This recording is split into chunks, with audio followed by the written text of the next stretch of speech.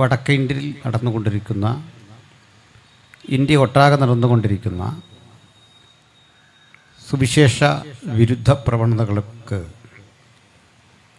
അതിനിരയായി തീർന്നുകൊണ്ടിരിക്കുന്ന സഹോദരങ്ങൾക്ക് ഐക്യദാർഢ്യം പ്രഖ്യാപിച്ചുകൊണ്ട് മതേതര ഇന്ത്യ എങ്ങനെയാണ് അർത്ഥവത്തായി അതിൻ്റെ മൂല്യങ്ങൾ നിറവേറ്റേണ്ടത് എന്നതിനെ പറ്റിയും ക്രിസ്തീയ വിശ്വാസികളായ ഞങ്ങളുടെ പങ്ക് വെളിപ്പെടുത്തുക എന്ന ഉത്തരവാദിത്വ ബോധത്തോടെയാണ് ഇവിടെ നിൽക്കുന്നത്. ഈ മീറ്റിങ്ങിന് അധ്യക്ഷത വഹിക്കുന്ന പാസ്റ്റർ സുരേഷ് പനക്കമുറി, യോഗം ഉദ്ഘാടനം ചെയ്ത കൗൺസിൽ സ്റ്റേറ്റ് പ്രസിഡന്റ് ബഹുമാനപ്പെട്ട തോംസൺ സാറ്, പ്രിയപ്പെട്ട വിജയകുമാർ പാസ്റ്റർ, വേദിയിലിരിക്കുന്ന മറ്റ് സഹോദരന്മാർ, ഓൺലൈനിലൂടെ ലോകമെമ്പാടും ഇരുന്നു കൊണ്ട് ഈ സന്ദേശം ശ്രദ്ധിക്കുന്ന ഞങ്ങളുടെ സഹൃദയരായ മറ്റ് പ്രിയപ്പെട്ടവർ, ജാതിമത ഭേദമന്യേ നിങ്ങൾക്ക് ഏവർക്കും ഞങ്ങളുടെ പ്രമേയത്തിലേക്ക് ഉള്ളടക്കത്തിലേക്ക് സ്വാഗതം. തൊടുപുഴ പ്രബുദ്ധരായൊരു ജനതയുടെ ദേശമാണ്. അങ്ങനെ ഒരു സ്ഥലത്ത് ഇതിനു മുമ്പും പലതവണ പ്രസംഗിക്കേണ്ടതിന് അവസരം സംജാതമായിട്ടുണ്ട്. എന്തായാലും ഇന്നത്തെ മീറ്റിങ്ങിൻ്റെ വ്യത്യാസം, ഇതൊരു സുവിശേഷ പ്രസംഗമോ ആധ്യാത്മിക ചിന്തകളെക്കുറിച്ചുള്ള വിശകലനമോ അല്ല. മറിച്ച് ഇന്ത്യ എന്ന ഈ മഹത്തരമായ രാജ്യത്തിൽ തുല്യതയും സമത്വവും സാഹോദര്യമൊക്കെ വിളംബരം ചെയ്യേണ്ട ഒരു നാട്ടിൽ ഇന്ന് സംഭവിച്ചുകൊണ്ടിരിക്കുന്ന ചില മൂല്യാധിഷ്ഠിതമല്ലാത്ത പ്രവണതകളെപ്പറ്റി ചില വസ്തുതകളൊന്ന് ബോധ്യപ്പെടുത്തുക എന്നതിനു വേണ്ടിയാണ് ഈ സമ്മേളനം. ഈ സമ്മേളനത്തിൽ സാഗൂതം ഞങ്ങളെ വീക്ഷിക്കുന്ന വ്യാപാരി വ്യവസായി സുഹൃത്തുക്കൾ, നമുക്കും ഈ രാജ്യത്തിനും സംരക്ഷണം നൽകേണ്ടതിനു വേണ്ടി സന്നിഹിതരായ പോലീസ് അധികാരികൾ, മറ്റ് സുഹൃത്തുക്കൾ എല്ലാവരെയും ഞങ്ങളുടെ ഉള്ളടക്കത്തിലേക്ക്, ഞങ്ങളുടെ വിശകലനത്തിലേക്ക് സ്വാഗതം ചെയ്യുകയാണ്. എങ്കിൽ നിഷിദ്ധമായ ആ കർത്തവ്യത്തിലേക്ക് ഇതര മുഖവുരൽ കൂടാതെ കടക്കേണ്ടതുണ്ട്. നമ്മുടെ രാജ്യം ഇന്ന് കടന്നു പോകുന്ന ഏറ്റവും വേദനാജനകമായ പ്രവണതയെപ്പറ്റി പ്രത്യേകിച്ച് ബോധ്യപ്പെടുത്തേണ്ട കാര്യമില്ല. ഛത്തീസ്ഗഡിൽ മലയാളികളായ 2 കന്യാസ്ത്രീകൾ അതിദാരുണമായ വിധത്തിൽ അറസ്റ്റ് ചെയ്യപ്പെടുകയും കേട്ടുകേൾവിയില്ലാത്ത വിധം അവരുടെ മേൽ ജാമ്യമില്ലാത്ത വകുപ്പുകൾ ചുമത്തി ഭരണകൂടം ജയിലിലടക്കുകയും അതുപോലെ തന്നെ ദീർഘമായ 9 ദിവസങ്ങൾ പരിമിതമായ ജയിലിൻ്റെ ഉള്ളിലെ കാലാവസ്ഥയിലും ജീവിത സാഹചര്യങ്ങളിലും കഷ്ടപ്പെടുകയും ഒടുക്കം സെഷൻസ് കോടതി ജാമ്യ അപേക്ഷ നിരസിച്ച് തദനന്തരം ഛത്തീസ്ഗഡിലെ ഹൈക്കോടതി അവർക്ക് ജാമ്യം അനുവദിക്കുകയും ചെയ്തിരിക്കുന്നു. ഈ ജാമ്യം ഞങ്ങളാണ് നേടിത്തന്നത് എന്ന രൂപേണ അതിൻ്റെ അധികാരികളാകാൻ ശ്രമിക്കുന്ന നിരവധി ആളുകളെയും അവരുടെ പ്രവണതകളെയും നമ്മൾ കണ്ടു. ഈ ഒരു പശ്ചാത്തലം നിലനിൽക്കെ തന്നെ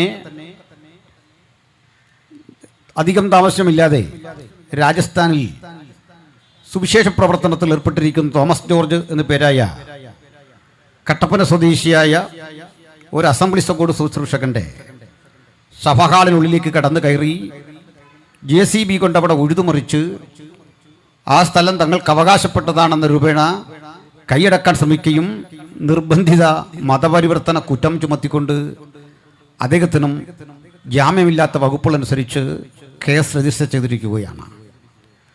ഞാനിത് സംസാരിച്ചു കൊണ്ടിരിക്കുന്ന നിമിഷം വരെ അദ്ദേഹത്തിന് ജാമ്യം ലഭിച്ചിട്ടില്ല എന്നാണ് ഉത്തരവാദിത്തപ്പെട്ട ഇടങ്ങളിൽ നിന്ന് അറിയാൻ സാധിച്ചത്. ഈ യാത്രാമധ്യ മാത്രമാണ് എനിക്ക് ആ കേസിൻ്റെ FIR-ൻ്റെ പകർപ്പ് ലഭിച്ചിട്ടുള്ളത്. വിശദമായി അത് പഠിക്കുകയും ഏതെല്ലാം വകുപ്പുകളാണതിൽ ചുമത്തുകയും ചെയ്തത് എന്നത് സംബന്ധിച്ചുള്ള വിശദീകരണങ്ങൾ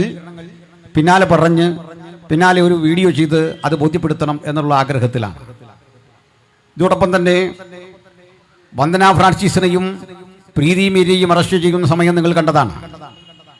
എല്ലാത്തരം നിയമവാഴ്ചയും അപ്രസക്തമാക്കിക്കൊണ്ട് പോലീസ് ഉദ്യോഗസ്ഥരുടെ മുമ്പിൽ വെച്ച് അവിടെ കൂടി വന്നിരിക്കുന്ന ആളുകളുടെ കരണത്തടിക്കുകയും ഏറ്റവും മ്ലേച്ഛമായ പദങ്ങൾ ഉപയോഗിക്കുകയും നാളെയും ഇത്തരം കാര്യങ്ങൾ ഞങ്ങൾ ആവർത്തിക്കുമെന്ന് പറയുകയും അത് കേവലമായ ഒരു ആക്രമണമായിരിക്കില്ലെന്നും പ്രാണനെ നഷ്ടപ്പെടുത്തും വിധം ഞങ്ങൾ ഇടപെടുകയും ചെയ്യുമെന്ന് പറഞ്ഞുകൊണ്ട് ഈ രാജ്യത്തിൽ 1860 മുതൽ നിലനിൽക്കുന്ന ഇന്ത്യൻ ശിക്ഷാ നിയമം പിൽക്കാലത്ത് ഭാരതീയ ന്യായ സംഹിത എന്ന പേരിൽ നാം അടുത്ത കാലത്ത് അല്പസ്വല്പം മാറ്റങ്ങൾക്ക് വിധേയമായി നൂറ്റാണ്ടുകളെ ചരിത്രമുള്ള നിയമവാഴ്ചയുള്ള ഒരു രാജ്യത്ത് എങ്ങനെയാണ് ജ്യോതി ശർമ്മയെ പോലെ ഒരാൾക്ക് അവിടെയുള്ള പോലീസ് അധികാരികളെ വെല്ലുവിളിച്ചുകൊണ്ട് നിയമവ്യവസ്ഥയെ വെല്ലുവിളിച്ചുകൊണ്ട് ഇങ്ങനെ അഴിഞ്ഞാടാൻ സാധിക്കുന്നതെന്ന് പഠിക്കണം.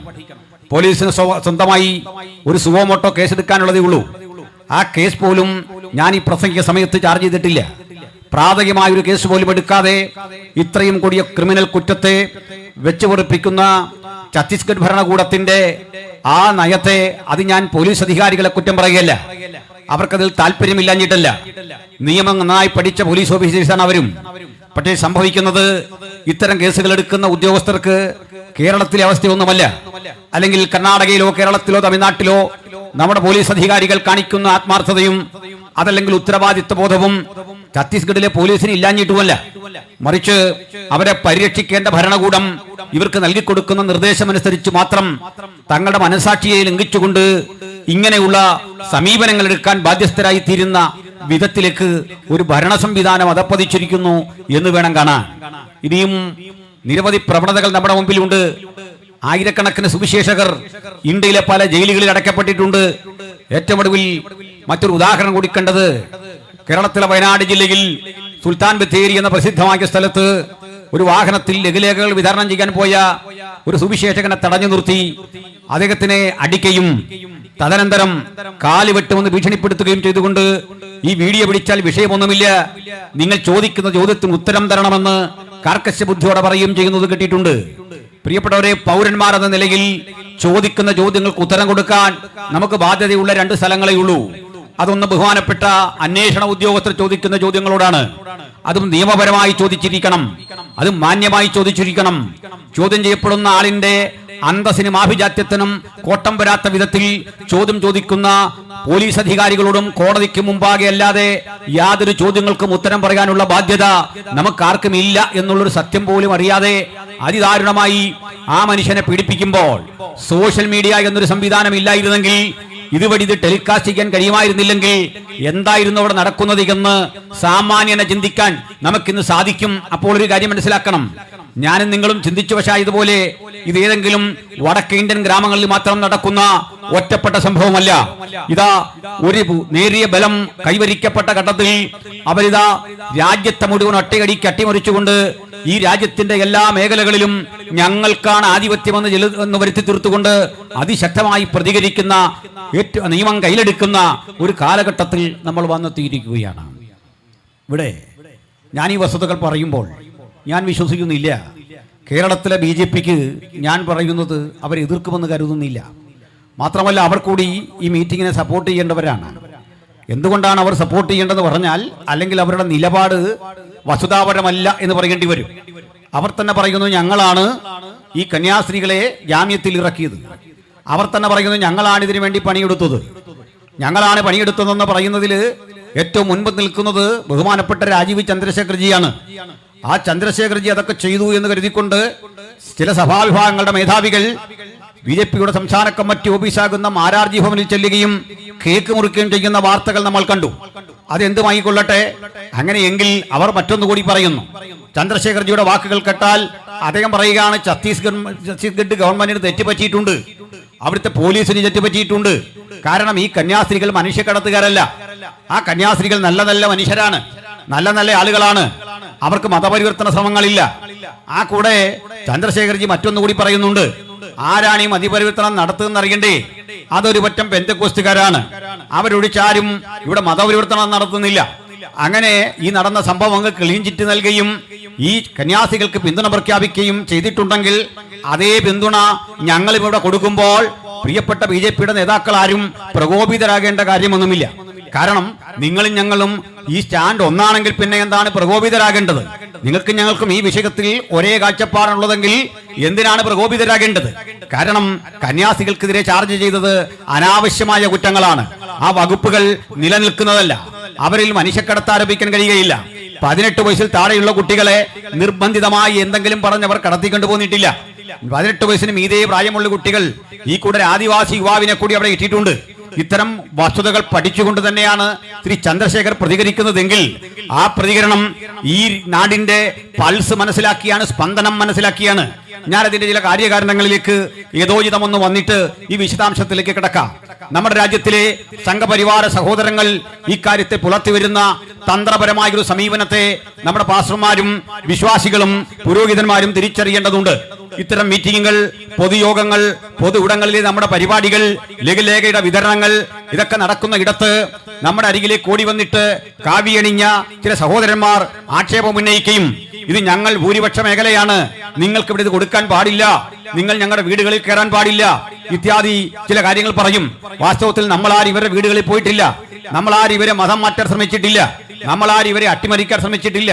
ഒരു ദുരുദ്ദേശത്തോടും കൂടെ പോകാതെ ബൈബിളും കയ്യിൽ എന്ത് വഴിയിൽ നിന്നുകൊണ്ട് മദ്യവും മയക്കുമരുന്ന് സമൂഹത്തിന് വരുത്തുന്ന ദൂഷ്യവശങ്ങളെ കുറിച്ച് പറയുകയും നമ്മുടെ വിശ്വാസത്തിന്റെയും പ്രത്യാശയുടെയും ആകത്തുകയായ ബൈബിളിന്റെ ഉള്ളടക്കങ്ങൾ പ്രസംഗിക്കുകയും ചെയ്യുമ്പോൾ അത് കേട്ടിട്ട് അത് മതപരിവർത്തനമാണ് എന്ന് പറഞ്ഞുകൊണ്ട് ഈ ആളുകൾ അതിരൂക്ഷമായി ആക്രമിക്കുകയും ചെറുത്തു നിൽക്കാൻ പോലും സാഹചര്യമില്ലാത്ത വിധത്തിൽ ദൈവദാസന്മാർ ആക്രമിക്കപ്പെടുകയും ദൈവമക്കൾ പീഡിപ്പിക്കുകയും ചെയ്യപ്പെടുന്നത് ഒരു നിത്യസംഭവമായി മാറുന്നു. എന്നാൽ രണ്ടാമത്തെ ഒരു ഘട്ടമുണ്ട്. പ്രാദേശിക തലത്തിലെ ഇത്തരം നേതാക്കന്മാർ ആക്രമിക്കാൻ വന്നിട്ട് അല്ലെങ്കിൽ കുട്ടികളെ പ്രകോപിതരാക്കി പറഞ്ഞയച്ചിട്ട് അതിരൂക്ഷമായ ആക്രമണത്തിന് അനന്തരം വസ്തുതകൾ കൈവിട്ടുപോയി എന്നറിയുമ്പോൾ ഇതിന്റെ സംസ്ഥാന കമ്മിറ്റിയിലെ നേതാക്കന്മാർ വന്നിട്ട് ആശ്വാസമോതുന്ന ഒരു പ്രക്രിയയുണ്ട്. ചുരുക്കത്തിൽ ലോക്കൽ കമ്മിറ്റിക്കാരെ അടിക്കുക, സംസ്ഥാന കമ്മിറ്റി ക്ഷമ പറയുക. ഞാൻ ബഹുമാനനായ കുമ്മനം രാജശേഖരൻ ജിയോട് നേരിട്ട് പറഞ്ഞു, സാർ ഇതാണ് നിങ്ങളുടെ തന്ത്രം. ആ തന്ത്രം ഞങ്ങൾ മനസ്സിലാക്കിയിട്ടുണ്ട്. പ്രാദേശിക തലങ്ങളിൽ ആളുകളെ വിട്ടടിപ്പിച്ചിട്ട് അതിനുവേണ്ട നിയമസഹായം ചെയ്തിട്ട് അതിനുവേണ്ട എല്ലാ സഹായങ്ങളും ചെയ്തു കൊടുത്തിട്ട് സ്റ്റേറ്റ് കമ്മിറ്റി വന്നിട്ട് പറയാണ് ഞങ്ങളുടെ നയം ഇതല്ല, ഞങ്ങൾ മതേതരവാദികളാണ്, ഞങ്ങൾ പച്ചവെള്ളം ചവച്ചിറക്കുന്നവരാണ്, അതുകൊണ്ട് ഞങ്ങൾക്ക് വേണ്ടി പ്രാർത്ഥിക്കണം. ഇതിലൊക്കെ ചില പെട്ടുപോയ കുഞ്ഞാടുകളുണ്ട്. ഞാനൊരു കാര്യം ഉറപ്പായി പറയാം, ഒരു തരത്തിലും സംഘപരിവാരങ്ങൾക്ക് മനുഷ്യനെ സ്നേഹിക്കാൻ കഴിയുകയില്ല. അത്തരമൊരു പ്രത്യയശാസ്ത്രം അവരുടെ പക്കലില്ല. സമത്വവും സാഹോദര്യം എന്നൊരു പദം അവരുടെ നിഘണ്ടുവിൽ എവിടെയുമില്ല. സമത്വം, സാഹോദര്യം, ജനാധിപത്യം ഇത്യാദി യാതൊരു പദങ്ങളും ജീവിതത്തിൽ പഠിച്ചിട്ടില്ലാത്തവർ വെറുക്കുന്നൊരു ഗ്രന്ഥം ലോകത്തുണ്ടെങ്കിൽ അത് ഇന്ത്യൻ ഭരണഘടനയാണ്. ആ ഇന്ത്യൻ ഭരണഘടനയോടുള്ള വെറുപ്പിന്റെ അടിസ്ഥാന കാരണം അത് സ്ഥാപിക്കപ്പെട്ടത് രാജ്യത്തിലെ കരിനിയമങ്ങളെ മുഴുവൻ അപ്രസക്തമാക്കിക്കൊണ്ടാണ്. നമുക്കറിയാം, ഒരു കാലഘട്ടത്തിൽ ഈ രാജ്യം കടന്നുപോയ ഏറ്റവും വേദനാജനകമായ ചില സാഹചര്യങ്ങൾ ഉണ്ടായിരുന്നു. ഈ രാജ്യത്തിന്റെ നിയമവ്യവസ്ഥിതി എന്തായിരുന്നു? ഞാൻ അത്തരം ചില കാര്യങ്ങളെ കുറിച്ച് പറഞ്ഞ നിരവധി പരാമർശങ്ങൾ ഇവിടെ കിടപ്പുണ്ട്. ഞാൻ അതിനെ സംക്ഷിപ്തമായി ചില കാര്യങ്ങൾ ഒന്ന് ബോധ്യപ്പെടുത്താം. അതിലൊരു അപവാദമായിട്ടുള്ളത്, നമ്മൾ പാൽപ്പൊടി കൊടുത്തും മറ്റ് ഭൗതികമായ കാര്യങ്ങളൊക്കെ കൊടുത്തും ആളുകളെ മതം മാറ്റുന്നു എന്നൊരു പ്രക്രിയയാണ്. പ്രിയപ്പെട്ടവരെ, എന്നിട്ട് മറുഭാഗത്ത് ഇവർ പറയുന്ന ഒരു കാര്യമുണ്ട്. പാൽപ്പൊടി കൊടുത്തു, വസ്ത്രം കൊടുത്തു, പാവപ്പെട്ടവരുടെ ദൈന്യത മുതലെടുത്തുകൊണ്ട് അവരരികിലേക്ക് ചെന്ന് അവരെ മതം മാറ്റാൻ ശ്രമിച്ചു എന്നൊക്കെയാണ് പറയുന്നത്. പക്ഷേ മറുഭാഗത്ത് പറയും, ഇന്ത്യ വലിയ പാരമ്പര്യമുള്ള ഒരു നാടാണ്, ഇന്ത്യക്ക് മഹത്തായ ആർഷഭാരത സംസ്കാരമുണ്ട്. ആ സംസ്കാരം സായിപ്പ് വന്ന് തച്ചുടച്ചു കളഞ്ഞു. മഹത്തരമായി പാരമ്പര്യമുണ്ടെന്ന് പറയുന്ന അതേ നാവ് കൊണ്ട് പറയും, 5000 വർഷം പഴക്കമുള്ള ഞങ്ങളുടെ ഈ പാരമ്പര്യത്തെ സായിപ്പ് പാൽപ്പൊടി കൊണ്ടുവന്നിട്ട് നശിപ്പിച്ചു. എന്റെ സ്നേഹിത, ലജ്ജാവഹമല്ലേ നിങ്ങൾ ഈ പറയുന്നത്? ഋഷിമാർ കാടുകളിൽ ഇരുന്ന്, വനാന്തരങ്ങളിൽ ഇരുന്ന് കഷ്ടപ്പെട്ട് നിഗൂഢതയോടെ പ്രാപിച്ച വെളിപ്പാടുകൾ മുഴുവൻ സായിപ്പ് കൊണ്ടുവന്ന പാൽപ്പൊടിക്കകത്ത് തകർന്നു പോകുമെങ്കിൽ പാൽപ്പൊടിക്കാണോ ശ്രേഷ്ഠതയുള്ളത്? 5000 വർഷത്തെ പാരമ്പര്യത്തിനാണോ? 5000 വർഷത്തെ പരമ്പരാഗതമായ സാംസ്കാരിക മൂല്യമുണ്ടെന്ന് വീമ്പിളക്കുന്ന നിങ്ങൾ കേവലം പാൽപ്പൊടി കണ്ടപ്പോൾ ആ പാൽപ്പൊടിക്ക് പിന്നാലെ പോകുന്ന ആളുകളെ എങ്ങനെയാണ് സൃഷ്ടിച്ചെടുത്തത് എന്ന് പഠിക്കണം. ഞാൻ അതിന്റെ ചില ചരിത്രപരമായ സംഗതികൾ ഒന്ന് വിശദീകരിക്കാൻ ബാധ്യസ്ഥനായി തീരുകയാണ്. അതിലേക്ക് നമുക്ക് ഒന്ന് അടുത്തു വരാം. പ്രിയപ്പെട്ടവരെ, ഞാൻ വളരെ കൃത്യതയോടെ പറയാം, ഈ രാജ്യത്തിലേക്ക് വിദേശികൾ വന്നതും വിദേശികൾക്ക് ഈ രാജ്യത്തെ അടിയറവ് വച്ചതുമായ ചില ചരിത്ര സംഗതികൾ കൂടി പഠിക്കേണ്ടതുണ്ട്.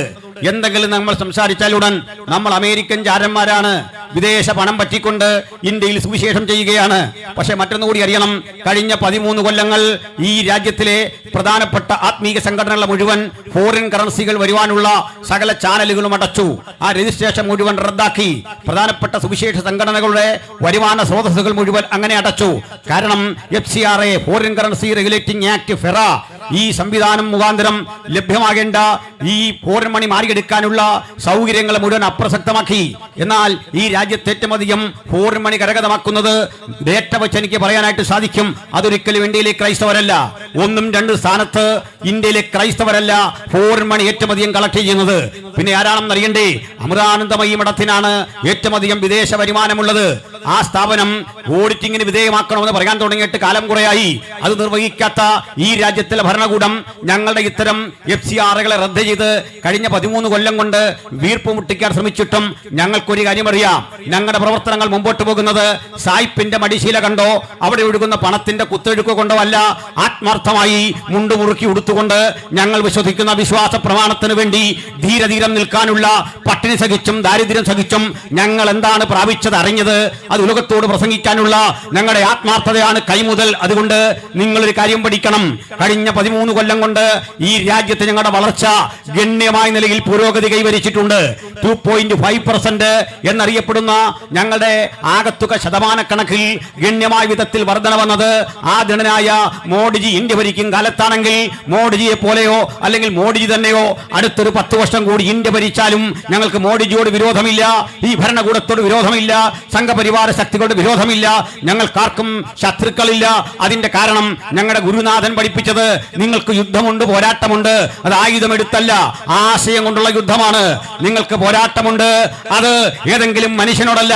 ബൈബിളിന്റെ ഭാഷയിൽ പറഞ്ഞാൽ അത് ജഡരക്തങ്ങളോടല്ല, വാഴ്ചകളോടും അധികാരങ്ങളോടും സ്വർലോകങ്ങളുടെ ദുഷ്ടാത്മസേനകളോടും പോരാടിക്കൊണ്ട് 2000 ആണ്ടായി ഇഹലോകത്തിൽ ഉറപ്പിക്കപ്പെട്ട ഈ മാർഗത്തെ ഉന്മൂലനം ചെയ്യാൻ പടപ്പുറപ്പാട് നടത്തിയ റോമൻ ഭരണകൂടം മുതൽ ഇന്ത്യയിലെ സമകാലിക ഭരണകൂടം വരെയുള്ളവരുടെ ചരിത്രം പഠിച്ചാൽ എവിടെയും മുട്ടുമടക്കാതെ ആർജവത്തോടെ മരണത്തിന്റെ മുമ്പിൽ മേൽപ്പിച്ചു കൊടുത്തുകൊണ്ട് തിരിച്ചടിക്കാൻ കൈയോങ്ങാതെ വാള് കയ്യിൽ നിന്നെടുക്കാതെ ആയുധം കയ്യിലെടുക്കാതെ ആശയ സമരത്തിന്റെ പന്താവിൽ ഉജ്ജ്വലമായി രൂപപ്പെടുത്തിയ അതുല്യമായ മാർഗത്തിന്റെ പേരാണ് ക്രിസ്ത്യാനിറ്റി.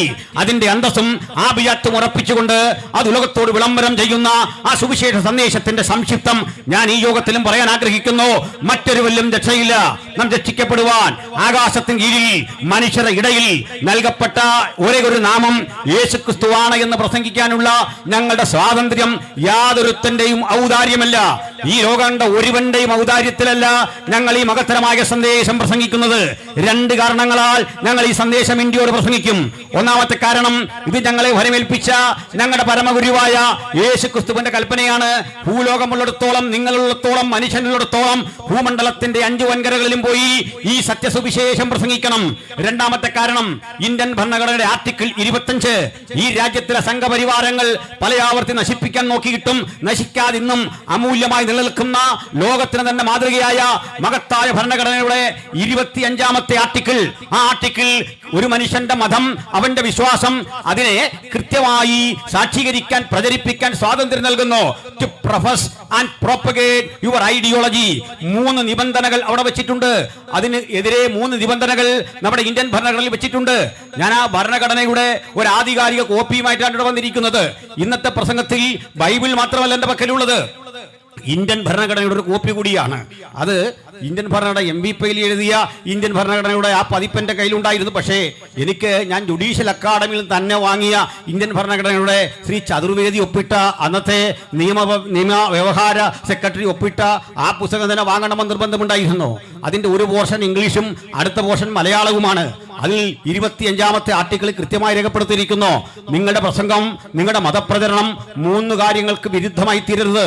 ഒന്ന് പബ്ലിക് ഓർഡർ എന്ന് പറയും. ബഹുമാനപ്പെട്ട പോലീസ് അധികാരികൾ അങ്ങനെ വന്നാൽ ആ പബ്ലിക് ഓർഡറിനെ ഹനിച്ചാൽ അവർക്ക് ഇടപെടാൻ അവകാശമുണ്ട്. രണ്ടാമത്തെ കാര്യം പബ്ലിക് മൊറാലിറ്റി എന്നാണ്. പൊതുജനങ്ങളുടെ ധാർമ്മികതയെ ആ മതവും ആ പ്രസംഗവും ദോഷകരമായി ബാധിക്കരുത്. മൂന്നാമത്തെ കാര്യം പബ്ലിക് ഹെൽത്ത് ആണ്. പൊതുജനങ്ങളുടെ ആരോഗ്യത്തെ അതൊരു തരത്തിലും ബാധിക്കരുത്. ഈ 3 നിബന്ധനകൾ പാലിച്ചുകൊണ്ട് നമ്മൾ വിശ്വസിക്കുന്ന മതത്തിന്റെയോ വിശ്വാസത്തിന്റെയോ ഉള്ളടക്കങ്ങളെ ഉലകത്തോട് പ്രസംഗിക്കാൻ നമുക്കുള്ള സ്വാതന്ത്ര്യത്തിന്റെ രണ്ടാമത്തെ കാരണം ഭരണഘടനയാണ് എന്ന് പറയാനുള്ള എന്റെ അവകാശത്തെ ഞാൻ ആർക്കും അടിയറ വയ്ക്കാൻ ആഗ്രഹിക്കുന്നില്ല. ഈ കാര്യങ്ങൾ പറയുന്നത് ആരോടും പിണങ്ങിയല്ല, ആധികാരികമായി പറയുന്നു എന്ന് മാത്രം. ഇനി ഈ സുവിശേഷകര് ഇന്ത്യ മഹാരാജ്യത്തോട് എന്ത് ചെയ്തു എന്നാണ് ഈ സുഹൃത്തുക്കൾ പറയുന്നത്. അത് സംബന്ധിച്ചും ചില കാര്യങ്ങൾ പറയാനുണ്ട്. കാരണം നമ്മൾ വിദേശികളോടെങ്ങാണ്ട് ഒട്ടി നിന്നു, വിദേശികൾക്ക് വേണ്ടി എന്തൊക്കെയോ വിടുപണി ചെയ്തു, വിദേശികളുടെ പക്ഷത്തു നിന്നോ സ്വാതന്ത്ര്യ സമരത്തിൽ നിന്നും നമ്മുടെ ഒന്നും പങ്കാളിത്തമില്ല. ഒന്നാമതേ സംഘികൾ ചരിത്രം വായിക്കാറില്ല, അതാണ് അവരുടെ ഏറ്റവും വലിയ ഗതികേട്. അതുകൊണ്ട് നിങ്ങൾ ചരിത്രം വായിക്കുന്നില്ലെങ്കിൽ നിങ്ങളെ ഞങ്ങൾക്ക് ചരിത്രം പഠിപ്പിക്കേണ്ടി വരും. ആ ചരിത്രം പഠിക്കുന്നതോടുകൂടി ഉണ്ടാകാൻ പോകുന്ന ചില ഭവിഷ്യത്തുകൾ, നിങ്ങളിവിടെ കെട്ടിപ്പൊക്കിയ ചില നിഗൂഢതകളുടെ കോട്ടകളൊക്കെ ഇടിഞ്ഞു പോകും. അത് ബോധ്യപ്പെടുത്താനുള്ള ഞങ്ങളുടെ അവകാശത്തെ ഞാൻ ഒരിക്കൽ കൂടി ഊട്ടി ഉറപ്പിച്ച് സംസാരിക്കുകയാണ്. ശ്രദ്ധിക്കണം, ഞാൻ പല പ്രസംഗങ്ങളിൽ ഇത് പറഞ്ഞിട്ടുണ്ട്. പ്രിയപ്പെട്ടവരെ, ഈ ബ്രിട്ടീഷുകാർ മാത്രമല്ല ഇന്ത്യയിലേക്ക് വന്ന ആളുകൾ. ഇത് വ്യത്യസ്ത തരം ഈസ്റ്റ് ഇന്ത്യ കമ്പനികൾ ഉണ്ടായിരുന്നു. ഡച്ചുകാർക്ക് ഈസ്റ്റ് ഇന്ത്യ കമ്പനി ഉണ്ടായിരുന്നു, അതുപോലെ തന്നെ ഫ്രഞ്ചുകാർക്ക് ഈസ്റ്റ് ഇന്ത്യ കമ്പനി ഉണ്ടായിരുന്നു, ഇംഗ്ലീഷുകാർക്ക് ഈസ്റ്റ് ഇന്ത്യ കമ്പനി ഉണ്ടായിരുന്നു. ഇതിനൊക്കെ കാരണമായി തീർന്ന ചില സംഭവങ്ങൾ, മാർക്കോ പോളോ എന്നറിയപ്പെടുന്ന ഒരു വിദേശ സഞ്ചാരി നമ്മുടെ കേരളത്തിൽ വന്ന് പാർത്തു. ഇവിടുന്നാണ് ഈ പ്രശ്നങ്ങളുടെ പ്രഭവ കേന്ദ്രം. മാർക്കോ പോളോ ഇന്ത്യയിലേക്ക് വരുന്നത് സമുദ്രമാർഗമാണ്. അയാള് ചൈനയിലേക്ക് പോകുന്ന വഴിക്ക് ഇന്ത്യയിൽ വന്നപ്പോൾ ഇത് കടൽമാർഗം വരുന്ന വഴിക്ക് കേരളത്തിൽ കുറേ നാൾ താമസിച്ചു. ഈ നാടിൻ്റെ ഗുണ സവിശേഷതകളെക്കുറിച്ച്, ഈ രാജ്യത്തെ നാടിൻ്റെ ഉൽപ്പന്നങ്ങളെക്കുറിച്ച് അദ്ദേഹം വിശദീകരിച്ച യാത്രാ വിവരണങ്ങൾ വളരെ പെട്ടെന്ന് വിദേശ രാജ്യങ്ങളിലെല്ലാം ആളുകൾ സ്വീകരിച്ചു. കാരണം അവർ ചരിത്രം പഠിക്കുന്ന ആളുകളായിരുന്നു. ഇന്ത്യയിൽ ഇന്ന ഇന്ന ഉൽപ്പന്നങ്ങളുണ്ട്, കുരുമുളകുണ്ട്, സുഗന്ധ വ്യഞ്ജനങ്ങളുണ്ടെന്നുള്ള ഇദ്ദേഹം എഴുതി. അധികം താമസിക്കാതെ ഇബ്നു ബത്തൂത്ത എന്നറിയപ്പെടുന്ന ഒരു സഞ്ചാരി ഇന്ത്യയിലേക്ക് വന്നു. അദ്ദേഹവും കേരളത്തിൽ 4-5 കൊല്ലം പാർത്തു. ഇബ്നു ബത്തൂത്ത കണ്ട ഇന്ത്യ എന്ന പേരിൽ പുസ്തകം തന്നെ ഉണ്ടല്ലോ, നിങ്ങളൊക്കെ അത് പഠിച്ചിട്ടുണ്ട്. ബാർബോസ ഇന്ത്യയിലേക്ക് വന്നു. ഈ വിദേശ സഞ്ചാരികൾ വന്ന് ഇന്ത്യയിലെ പല നാടുകൾ കണ്ടിട്ട് ഗുണസവിശേഷതയുള്ള ഈ രാജ്യത്തിലെ വിലപിടിപ്പുള്ള ഉൽപ്പന്നങ്ങളെക്കുറിച്ച്, തടികളെക്കുറിച്ച്, ജീവിത ചുറ്റുപാടുകളെക്കുറിച്ച്, കാലാവസ്ഥയെക്കുറിച്ച് വിശദാംശങ്ങൾ ഏറെ എഴുതി. ഈ പുസ്തകങ്ങളൊക്കെ വായിച്ച വിദേശികൾക്ക് ഒരാഗ്രഹം ഇന്ത്യയിലേക്ക് വരാൻ ആഗ്രഹിച്ചത് ഇവിടം കൊള്ളയിടാൻ തന്നെയാണ്. അങ്ങനെ ആഗ്രഹിച്ച് ഇന്ത്യയിലേക്ക്, അല്ലെങ്കിൽ സ്വസ്ഥതയോടുകൂടി ഒരു ജീവിതം ഇവിടെ നയിക്കണമെന്ന ആഗ്രഹത്തോടു കൂടിയാണ്, ബിസിനസ് ചെയ്യണം എന്നൊരാഗ്രഹത്തോടു കൂടിയാണ് അവര് കടൽമാർഗം ഇവിടേക്ക് വന്നു. അതൊരാൾക്ക് വഴി തെറ്റിപ്പോയി. അതും രസകരമായൊരു കാര്യമാണ്. ഇന്ത്യയാണെന്ന് കരുതി നമ്മുടെ കൊളംബസ് എന്നിറങ്ങിയത് അമേരിക്കയിലായി പോയി. കാരണം ഇന്നത്തെ അമേരിക്ക ആയിരുന്നില്ലത്. അപരിഷ്കൃതമായ നാട്ടിൽ ചെന്ന് അദ്ദേഹം ഇറങ്ങുമ്പോൾ അവിടുത്തെ ഇൻകാ സംസ്കാരത്തെ, മായൻ സംസ്കാരത്തെ ഒക്കെ കണ്ടിട്ട്, അവിടുത്തെ ആദിവാസികളെ കണ്ടിട്ട് അദ്ദേഹം ധരിച്ചു ഇതൊക്കെ ഇന്ത്യക്കാരാണെന്ന് ധരിച്ചുകൊണ്ട് ആ ആളുകൾക്ക് റെഡ് ഇന്ത്യൻസ് എന്ന് പേരിടുകയും ചെയ്തു. അങ്ങനെ ആളുകൾ കഴിഞ്ഞാൽ മനസ്സിലാകുന്നത് എത്തിയ ഇന്ത്യയിലല്ല. അങ്ങനെ അമേരിക്ക എന്ന ഒരു പുത്തൻ രാജ്യം ഉത്ഭവിച്ചത് തന്നെ മാർക്കോ പോളോയുടെ ഗ്രന്ഥം വായിച്ചുള്ള ചില ധാരണകൾ നിമിത്തം സഞ്ചരിച്ച കൊളംബസിന്റെ യാത്രയുടെ പരിണിത ഫലമായിട്ടാണ്. ഇനിയുമുണ്ട് ഈ നാട്ടിലേക്ക് വന്നത്. ഡച്ചുകാർ വന്നു. ഡച്ചുകാരുടെ പ്രത്യേകതകൾ കണ്ടേ, അവര് ഇന്ത്യയിൽ കേവലം ലോകത്തിന്റെ പലയിടങ്ങളിൽ 32 ഇടത്തായി വ്യവസായശാലകൾ തുടങ്ങിയ ഒരു കൊച്ചു രാജ്യമാണ്, ഒരു കൊച്ചു രാജ്യം.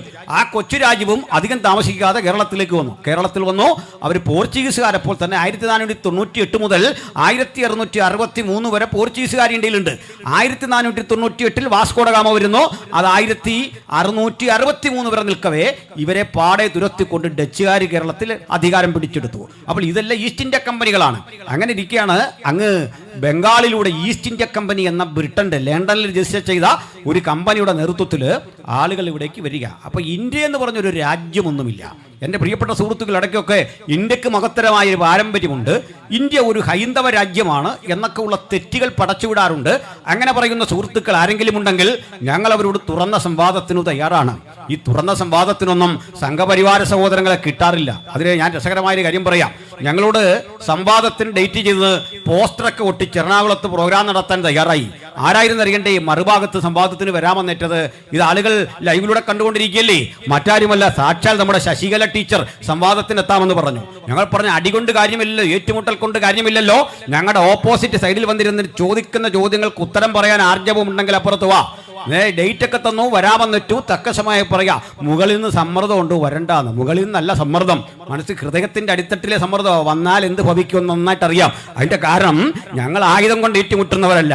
ആസികത്തിന്റെ അസ്ത്രങ്ങളെ നേരിടാനുള്ള ത്രാണിയൊന്നും ശശികലമാർക്കായിട്ടില്ല. ആകുന്ന കാലത്ത് ഞങ്ങൾ പറയാം. ചീത്ത പറയാനും പുലഭ്യം പുലമ്പാനും പറയുന്ന പോലെ എളുപ്പമൊന്നുമല്ല. കൃത്യമായി ചരിത്രം ഉന്നയിച്ചും വസ്തുത ഉന്നയിച്ചും ഞങ്ങൾക്ക് അഭിമുഖമായിരുന്നു സംസാരിക്കുക എന്നുള്ളത് ശശികലമാർ ചിന്തിക്കുന്നതിൽ അത്ര എളുപ്പമുള്ള കാര്യമല്ല എന്നൊരിക്കൽ കൂടി തെളിവായി അങ്ങനെ പ്രോഗ്രാം മുടങ്ങി. അത് പോകട്ടെ. ഇനി ഞാൻ പറഞ്ഞു വന്നത്, ഇത്രയും ഈ ഇന്ത്യ എന്ന് പറയുന്ന നമ്മൾ ഇന്ന് കാണുന്ന തരത്തിലെ വിശാലമായ രാജ്യമൊന്നും ഉണ്ടായിരുന്നില്ലെന്നേ. ഏതാണ്ട് 600-ൽ പരം കൊച്ചു കൊച്ചു രാജ്യങ്ങളായിരുന്നു. കൊച്ചു കൊച്ചു രാജ്യങ്ങൾ നോക്കണം. നമുക്കറിയാം ചെറുകിട രാജ്യങ്ങളെ, ചങ്ങനാശ്ശേരി ഒരു രാജ്യം, അതുപോലെ എഴുമറ്റൂർ ഒരു രാജ്യം, തിരുവല്ല ഒരു രാജ്യം. ഞാൻ പലപ്പോഴും പറയാറുണ്ട്, നമ്മളൊക്കെ ഇന്ന് ഈ സെൻറ്റർ എന്ന് പറയുന്ന പോലെ ആയിരുന്നു പണ്ടൊരു രാജ്യം. അത്രേ ഉള്ളൂ, ഒരു സെൻറ്ററിൻ്റെ ഒക്കെ വലിപ്പമുള്ള, പഞ്ചായത്തുകളുടെ വലിപ്പമുള്ള രാജ്യം. അല്ല, ഇവരൊന്നും വലിയ രാജാക്കന്മാരൊന്നും ആയിരുന്നില്ല, നാടുവാഴികൾ. നോക്കണം, മേൽവസ്ത്രം ധരിക്കാൻ പോലും ത്രാണിയില്ലാത്ത കുറേ പാവം മനുഷ്യരായിരുന്നു ഈ രാജാക്കന്മാരെ. നിങ്ങൾ ഏതെങ്കിലും പൗരാണികമായ ഒരു ചിത്രത്തിൽ മേൽവസ്ത്രം ധരിച്ചൊരു രാജാവിനെ കണ്ടിട്ടുണ്ടോ? ഒരു രാജാവെന്ന് പറയുമ്പോൾ നമ്മുടെ മനസ്സിലേക്ക് ഇരിക്കുന്ന സങ്കല്പം കഥപുസ്തകത്തിലൊക്കെ കാണുന്നതാ, ചിത്രകഥയിൽ കാണുന്നതാ. ഒരു കിരീടം വെച്ചിരിക്കുന്നു, സിംഹാസനം വെച്ചിരിക്കുന്നു, ചുറ്റും കുറെ അംഗരക്ഷകർ നിൽക്കുന്നു. ഇത്തരം നാടുവാഴികളൊന്നും ഇവിടെ ഇല്ല. മറിച്ച് പ്രജകൾ കൊണ്ടുകൊടുക്കുന്ന വാഴക്കൊലയും കപ്പയൊക്കെ വാങ്ങി ഓരോ ദിവസവും അന്നത്തെ അന്നത്തിന് വേണ്ടി കഷ്ടപ്പെട്ട് തന്നെ ജീവിച്ച ആളുകളാണ് ഈ നാട്ടുരാജാക്കന്മാർ. ഇവർ തമ്മിലടിക്കുക, അതിരൂക്ഷമായി തമ്മിലടിക്കുന്ന 600-ൽ പരം നാട്ടുരാജ്യങ്ങൾ. ഈ 600-ൽ പരം നാട്ടുരാജ്യങ്ങൾക്കകത്ത് അതിലെ 90% ഹിന്ദു രാജാക്കന്മാരായിരുന്നു, നാടുവാഴികളായിരുന്നു. ബാക്കി 10% ഭൂരിപക്ഷവും മുഗളന്മാരുടെ പിൻഗാമികളായ മുസ്ലിം ഭരണാധികാരികളായിരുന്നു. അതിൽ ക്രൈസ്തവരാരെങ്കിലും ഈ 600-ൽ പരം നാട്ടുരാജ്യങ്ങളിലുണ്ടോ എന്ന് ചോദിച്ചാൽ തീരെ ഇല്ലാതില്ല. നമ്മൾ ചരിത്രം പഠിച്ചാൽ ഒരാളെ കാണുന്നുണ്ട്, ഒറ്റ ക്രിസ്തീയ പേരുള്ള രാജാവിനെ കാണുന്നുള്ളൂ. അത് കേരളത്തിലായിരുന്നു. വില്ലാർവട്ടം തോമാരാജാവ് എന്നറിയപ്പെടുന്ന ഒരു രാജാവിനെ കാണുന്നുണ്ട്, ഒരു നാടുവാഴിയെ കാണുന്നുണ്ട്, വില്ലാർവട്ടം രാജകുടുംബം. അപ്പോൾ ഈ വില്ലാർവട്ടം രാജാക്കന്മാരൊഴിച്ചാൽ മറ്റാരും ക്രൈസ്തവരായിരുന്നില്ല. അപ്പോൾ നിങ്ങൾക്ക് എന്ത് മനസ്സിലായി? ഈ രാജ്യം, ഇന്ത്യ എന്നറിയപ്പെടുന്ന രാജ്യം 600-ലധികം ചെറുകിട നാട്ടുരാജ്യങ്ങൾ ഭിന്നിച്ച് കിടക്കുകയാണ്, തമ്മിലടിച്ച് കഴിയുന്ന 600-ൽ പരം നാട്ടുരാജ്യങ്ങൾ. രണ്ടാമത്തെ കാര്യം, ഈ രാജ്യത്താകപ്പാടെ ഭരണം നടത്തിയ ഒരേ ഒരു ഭരണാധികാരി അതാരായിരുന്നു? വാസ്തവത്തിൽ വില്ലാർവട്ടം തോമ എന്നറിയപ്പെടുന്ന ഒരു രാജാവ്. ഈ പേര് തന്നെ കേട്ടില്ലേ? വല്ല ഈ അച്ഛന്മാർക്കോ പാസ്റ്റർമാർക്കോ ഇടാൻ പറ്റിയ പേരാണ് രാജാവിനിട്ടിരിക്കുന്നത്, വില്ലാർവട്ടം തോമ. കത്തനാരെന്നൊക്കെ ഇട്ട ഒരു പുരോഹിതനായിട്ട് മാറും അത്തരം ഒരു പേരുമുള്ള ഒരു ചെറിയ രാജാവ്. ബാക്കിയൊക്കെ മറ്റ് രാജാക്കന്മാരാണ്. മാർത്താണ്ഡവർമ്മയെ പോലെയൊക്കെയുള്ള അത്തരം കുലപതികൾ പാർത്തിരുന്ന ഒരു കാലഘട്ടത്തിലാണ് ഡച്ചുകാർ വരുന്നതും അതുപോലെ പോർച്ചുഗീസുകാർ വരുന്നതും ഒക്കെ അങ്ങനെയാണ്. അപ്പോൾ ആളുകൾ പറഞ്ഞു വരുത്തുന്ന ഒരു കാര്യമുണ്ട്, ഡച്ചുകാർ വന്നു, പോർച്ചുഗീസുകാർ വന്നു, മുസ്ലിങ്ങൾ വന്നു, അപ്പോഴൊക്കെ ഞങ്ങൾ പരവതാനി വിരിച്ച് അവരെ സ്വീകരിച്ചു. കുറേ കഴിഞ്ഞപ്പോൾ ഈ വന്നവർ ഈ നാടിൻ്റെ സംസ്കാരത്തെ മുഴുവൻ മുച്ചൂടും നശിപ്പിച്ചിട്ട് അവരിവിടെ അധികാരികളായി. അതങ്ങനെ ഞങ്ങൾ വാഴിക്കില്ല. ഇതൊക്കെ ശാഖകളിൽ പഠിക്കുന്ന തെറ്റായ പഠനമാണ്. ഈ പഠനത്തെ തിരുത്തണം. കാരണം അങ്ങനെ ഒരു സംഭവമൊന്നുമല്ല സംഭവിച്ചിട്ടുള്ളതേ. ചരിത്രം പഠിക്കണം, അപ്പോൾ മാത്രമേ കാര്യം മനസ്സിലാകുകയുള്ളൂ. ഈ 600-ൽ പരം നാട്ടുരാജ്യങ്ങൾ ഇങ്ങനെ ഭിന്നിച്ച് കഴിയുമ്പോൾ സിറാജുദ്ദൗള എന്നറിയപ്പെടുന്ന ഒരു ബംഗാളിയൻ ഭരണാധികാരി ഉണ്ടായിരുന്നു. ഒരു മുഗളന്മാരുടെ ചെറുമകനായിരുന്ന ഈ സിറാജുദ്ദൗളയെ ഈസ്റ്റ് ഇന്ത്യ കമ്പനി പരാജയപ്പെടുത്തി വരികയാണ്. ഈസ്റ്റ് ഇന്ത്യ കമ്പനി സിറാജുദ്ദൗളയെ പരാജയപ്പെടുത്തി പിന്നീട് അദ്ദേഹം ആക്രമിച്ച് ഇങ്ങോട്ട് കയറി. അപ്പോൾ കമ്പനി ഇന്ത്യയിൽ ആധിപത്യം ഉറപ്പിച്ചു, അടുത്ത ചെറുകിട രാജ്യങ്ങളെയൊക്കെ ആക്രമിച്ചു. വളരെ താമസിച്ചു മാത്രമാണ് കമ്പനി നമ്മുടെ കേരളത്തിലേക്കൊക്കെ വരുന്നത്. തിരുവിതാംകൂറും കൊച്ചിയുമായി മലബാറും ഒക്കെ ആയിട്ട് മൂന്നായി വിഭജിച്ച് കിടക്കുന്ന കേരളത്തിലേക്ക് വളരെ താമസിച്ചാണ് വരുന്നത്. ഇവരെ ആരാ കൊണ്ടുവന്നത് നിങ്ങൾക്ക് അറിയണ്ടേ? അതാണ് പഠിക്കേണ്ടത്. ആരാണ് വിദേശികൾക്ക് ഈ രാജ്യത്തെ വിറ്റത് എന്നുള്ളൊരു ചരിത്രമാണ് ഞാൻ നിങ്ങളോട് ബോധ്യപ്പെടുത്തുന്നത്. തമ്മിലടിച്ച് കഴിയുന്ന രണ്ട് നാട്ടുരാജാക്കന്മാർ തമ്മിൽ ഏറ്റുമുട്ടി ശക്തിപ്പെട്ട് ഒരുത്തൻ തോൽക്കും എന്നറിയുമ്പോഴേക്ക് ഈ തോൽവി സംഭവിക്കുമെന്ന് ഉറപ്പുള്ളവൻ ബ്രിട്ടീഷ് ഈസ്റ്റ് ഇന്ത്യ കമ്പനിയെ കൂട്ടുപിടിക്കും. ഈസ്റ്റ് ഇന്ത്യ കമ്പനിയെ കൂട്ടുപിടിച്ചിട്ട് പറയും, ദാ ഇന്ന രാജാവ് ഞങ്ങളെ തല്ലാൻ പോവുക, അയാൾ ഞങ്ങളെ കൊല്ലാൻ പോവുക, ഇതൊക്കെ പിടിച്ചെടുക്കാൻ പോവുക, നിങ്ങൾ കൂടി ഒന്ന് സഹായിച്ചാൽ ഞങ്ങൾ രക്ഷപ്പെട്ടു പോകും. ഈസ്റ്റ് ഇന്ത്യ കമ്പനി സായിപ്പ് ഇത് കേൾക്കാനിരിക്കുക, സഹായിക്കാമല്ലോ, എന്തോ വേണമെങ്കിലും തരാം. ഈ പ്രൈവറ്റ് കമ്പനി ലോൺ തരുന്ന പോലെയാണ്, യാതൊരു ഉപാധിയും ഇല്ലാത്ത സഹായം. പിന്നെ പറയും ഒരു കാര്യം, ഞങ്ങൾക്കവിടെ ഒരു കണ്ടോൺമെൻറ്റ് സ്ഥാപിക്കണം, സൈനിക കേന്ദ്രമേ, ഞങ്ങൾക്കവിടെ കൃഷി കുറച്ച് നാൾ നടത്തണം. കാരണം ഇവൻ്റെ സാമന്തന്മാർ നാളെ ആക്രമിക്കാൻ വന്നാൽ നിന്നെ അവരൊന്നും ചെയ്യില്ല, ഞങ്ങളവിടെ ഒരു ചെറിയ പിക്കറ്റിംഗ് ഒക്കെ ഏർപ്പെടുത്തി അവിടെ ഒരു സേനയൊക്കെ വിന്യസിച്ച് നിന്നെ സംരക്ഷിച്ചോളാം, നിൻ്റെ കാര്യം ഞാൻ ഏറ്റു. ഓക്കെ, അപ്പോൾ ഒപ്പിട്ട് കൊടുത്തിട്ട് പറയും, പകരം ഞങ്ങൾക്കുണ്ടാകുന്ന നഷ്ടങ്ങൾക്ക് നീ പണം തരണം, അത് നിൻ്റെ കയ്യിൽ നിന്ന് വേണ്ട, ഞങ്ങൾ നേരിട്ട് നികുതി പിരിക്കുകയോ നീ ഒരു ചെറിയ കപ്പം തന്നാൽ മതി. ജനങ്ങളിൽ നിന്നുള്ള നികുതിയല്ലേ, അവർക്ക് ബുദ്ധിമുട്ടില്ല. അങ്ങനെ ഈ ജനങ്ങളെയും നികുതി പിരിക്കാനുള്ള അവകാശത്തെയും ഈസ്റ്റ് ഇന്ത്യ കമ്പനിക്ക് വിറ്റ് യുദ്ധം കൊതിയന്മാരായ ഈ രാജ്യത്തിലെ രാജാക്കന്മാർ ഘട്ടം ഘട്ടമായിട്ട് വിറ്റു. അപ്പോൾ ചിലതരം ആത്മാഭിമാനികൾ എന്ത് ചെയ്യും, നേരെ അപ്പുറത്തെ രാജ്യത്തിനെതിരെ ഈസ്റ്റ് ഇന്ത്യ കമ്പനി പൊരുതി വരുമ്പോൾ പിടിച്ചു നിൽക്കണമല്ലോ, അവരെയും യുദ്ധം ചെയ്യും. ഇവരുടെ കയ്യിലുള്ള ആയുധങ്ങളൊക്കെ കൊണ്ട് അവരെയും യുദ്ധം ചെയ്യും, പട്ടാളത്തെ ഇറക്കും. പക്ഷേ യുദ്ധത്തിൽ ചില കാര്യങ്ങളെന്ന് സംഭവിച്ചിരുന്നു. ഞാൻ പല യോഗങ്ങളിലത് പറഞ്ഞിട്ടുണ്ട്, വീഡിയോയിലൊക്കെ നിങ്ങൾക്ക് കാണാം. രസകരമായതും ചിന്താർഹമായൊരു കാര്യമാണ്. നമ്മുടെ യുദ്ധമൊക്കെ വളരെ മര്യാദയാണ്. കാരണം എതിരാളിയെ വണങ്ങുന്നൊരു ശീലമുണ്ട്. അപ്പുറത്ത് നിൽക്കുന്നതാണല്ലോ, ലോകത്തൊരു യുദ്ധത്തിലും എതിരാളിയെ വണങ്ങുന്ന ശീലമില്ല. പക്ഷേ നമ്മളൊരു ഗുഡ് മോർണിംഗ് ഒക്കെ പറയും. ഇതാണ് നമ്മുടെ സഹോദരന്മാർ പറയുന്നത്. ഇന്ത്യക്കൊരു പാരമ്പര്യമുണ്ട്, സമ്മതിച്ചു. കാരണം നിങ്ങളൊന്ന് ആലോചിച്ച് നോക്കി, ചിന്തിച്ചാലേ മനസ്സിലാകുള്ളൂ. ഒരുത്തം നമ്മളെ തല്ലാൻ വരുന്നു, നമ്മൾ മര്യാദയ്ക്ക് ഇതിന് ഗുഡ് മോർണിംഗ് എന്ന് പറഞ്ഞൊരു അടി കൊടുക്കുന്നു. അതായി വണങ്ങി എന്നൊക്കെ പറഞ്ഞാലുള്ളതിൻ്റെ ആധുനിക ഭാഷ അതല്ലേ. ഇങ്ങനെ എതിരാളി ഒന്ന് വണങ്ങുന്നു, യുദ്ധം ആരംഭിക്കുകയാണ്. യുദ്ധത്തിന് ചില നടപടിക്രമങ്ങളൊക്കെ ഉണ്ട്. അതിലൊരു നടപടിക്രമം, യുദ്ധത്തിന് ഇറങ്ങുന്നതിന് മുമ്പ് രാഹുകാലം നോക്കണം, ഗുളികോദയം നോക്കണം, പല ക്രമങ്ങൾ ഇങ്ങനെ ജ്യോത്സ്യനെ കൊണ്ടുവന്നിട്ട് യുദ്ധത്തിന് സമയം കുറിക്കണം. ഇത് പറയുമ്പോഴൊരു കാര്യം ഓർക്കുന്നത്, ഈ പാണ്ഡവരും കൗരവരും യുദ്ധം നടക്കുമ്പോൾ രണ്ടു കൂട്ടരും കണ്ടത് ഒറ്റ ജ്യോത്സ്യനെയാണ്. പുള്ളി കുറിച്ച സമയമായിരുന്നു. അദ്ദേഹം പറഞ്ഞു ജയിക്കും. ജയിക്കുമെന്നുള്ള സത്യമാണ്. ഒരാൾ ജയിക്കുമല്ലോ. രണ്ടു കൂട്ടരോടും പറഞ്ഞു ജയം ഉറപ്പാന്ന് പറഞ്ഞു. ആർക്കാണെന്ന് മാത്രം പറഞ്ഞില്ല, രണ്ടു കൂട്ടർക്കും സമയം കുറിച്ചു കൊടുത്തു എന്ന് പറഞ്ഞുള്ള ടെക്നിക്കിൽ ഈ സമയമൊക്കെ ജ്യോത്സ്യനെ കൊണ്ട് കുറിക്കും. പിന്നെ നമ്മുടെ ആളുകൾ നല്ല അടിക്കാരാ, മോശമൊന്നുമില്ല. വാൾപ്പയറ്റ്, വടിപ്പയറ്റ്, ഇനിയും മറ്റേ ദ്വന്ദ്വയുദ്ധം, ഇതിലെല്ലാം നല്ല പ്രഗത്ഭരാണ്. അതിനുള്ള നിയമങ്ങളും കാര്യങ്ങളും ഒക്കെ ഉണ്ട്. വരാഹ വടിവിൽ അമർന്ന് എന്ന് വെച്ചാൽ പന്നി അമരുന്ന പോലെ അമർന്ന് നിൽക്കണം. വരാഹം പന്നിയാണ്. വരാഹ വടിവിൽ അമർന്ന് സിംഹവടിവിൽ നിവർന്ന് ആ ഗജവടിവിൽ മുന്നോട്ട് നീങ്ങി യുദ്ധം തുടങ്ങി. പക്ഷേ ഈ ഗജവടി വന്നതാ വരാഹം നിവരുന്ന പോലെ നിവരുന്നത് എങ്ങനെയാ, സിംഹത്തഞ്ചം പിടിക്കുന്നത് എങ്ങനെയാണെന്നൊന്നും ജീവിതത്തിൽ അറിയാത്ത ഈസ്റ്റ് ഇന്ത്യ കമ്പനിയുടെ സായിപ്പ് തോക്കെടുത്ത് കാച്ചി. കാര്യം മനസ്സിലായോ? സായിപ്പിനുണ്ടോ രാഹുകാലം? സായിപ്പിനുണ്ടോ ഗുളികോദയം? സായിപ്പിനറിയാവുന്ന ഗുളിക പാരസെറ്റമോളാ, വേറൊന്നും അറിയില്ല. തോക്കെടുത്ത് കാച്ചിയപ്പോൾ ഇന്ത്യ മുഴുവൻ അവൻ്റെ കയ്യിലായി, ഘട്ടം ഘട്ടം. എൻ്റെ ചങ്ങാതി, ആരാ ഇന്ത്യയെ വിറ്റേ? നമ്മളാരാണ്ടാണോ? ബൈബിൾ വിശ്വസിക്കുന്ന ഞങ്ങളാരാണ്ട് ഇന്ത്യയെ വിറ്റു എന്നുള്ള വിഡ്ഢിത്തം പറയരുത്. ഇന്ത്യ എന്ന മഹാരാജ്യത്തെ മൊത്തവും ചില്ലറയുമായി തൂക്കി വിറ്റവൻ്റെ കൊച്ചുമകൻ വന്നിട്ട് ഞങ്ങളെ സംസ്കാരം പഠിപ്പിക്കാറായില്ല, ഞങ്ങളെ ചരിത്രം പഠിപ്പിക്കാറായില്ല.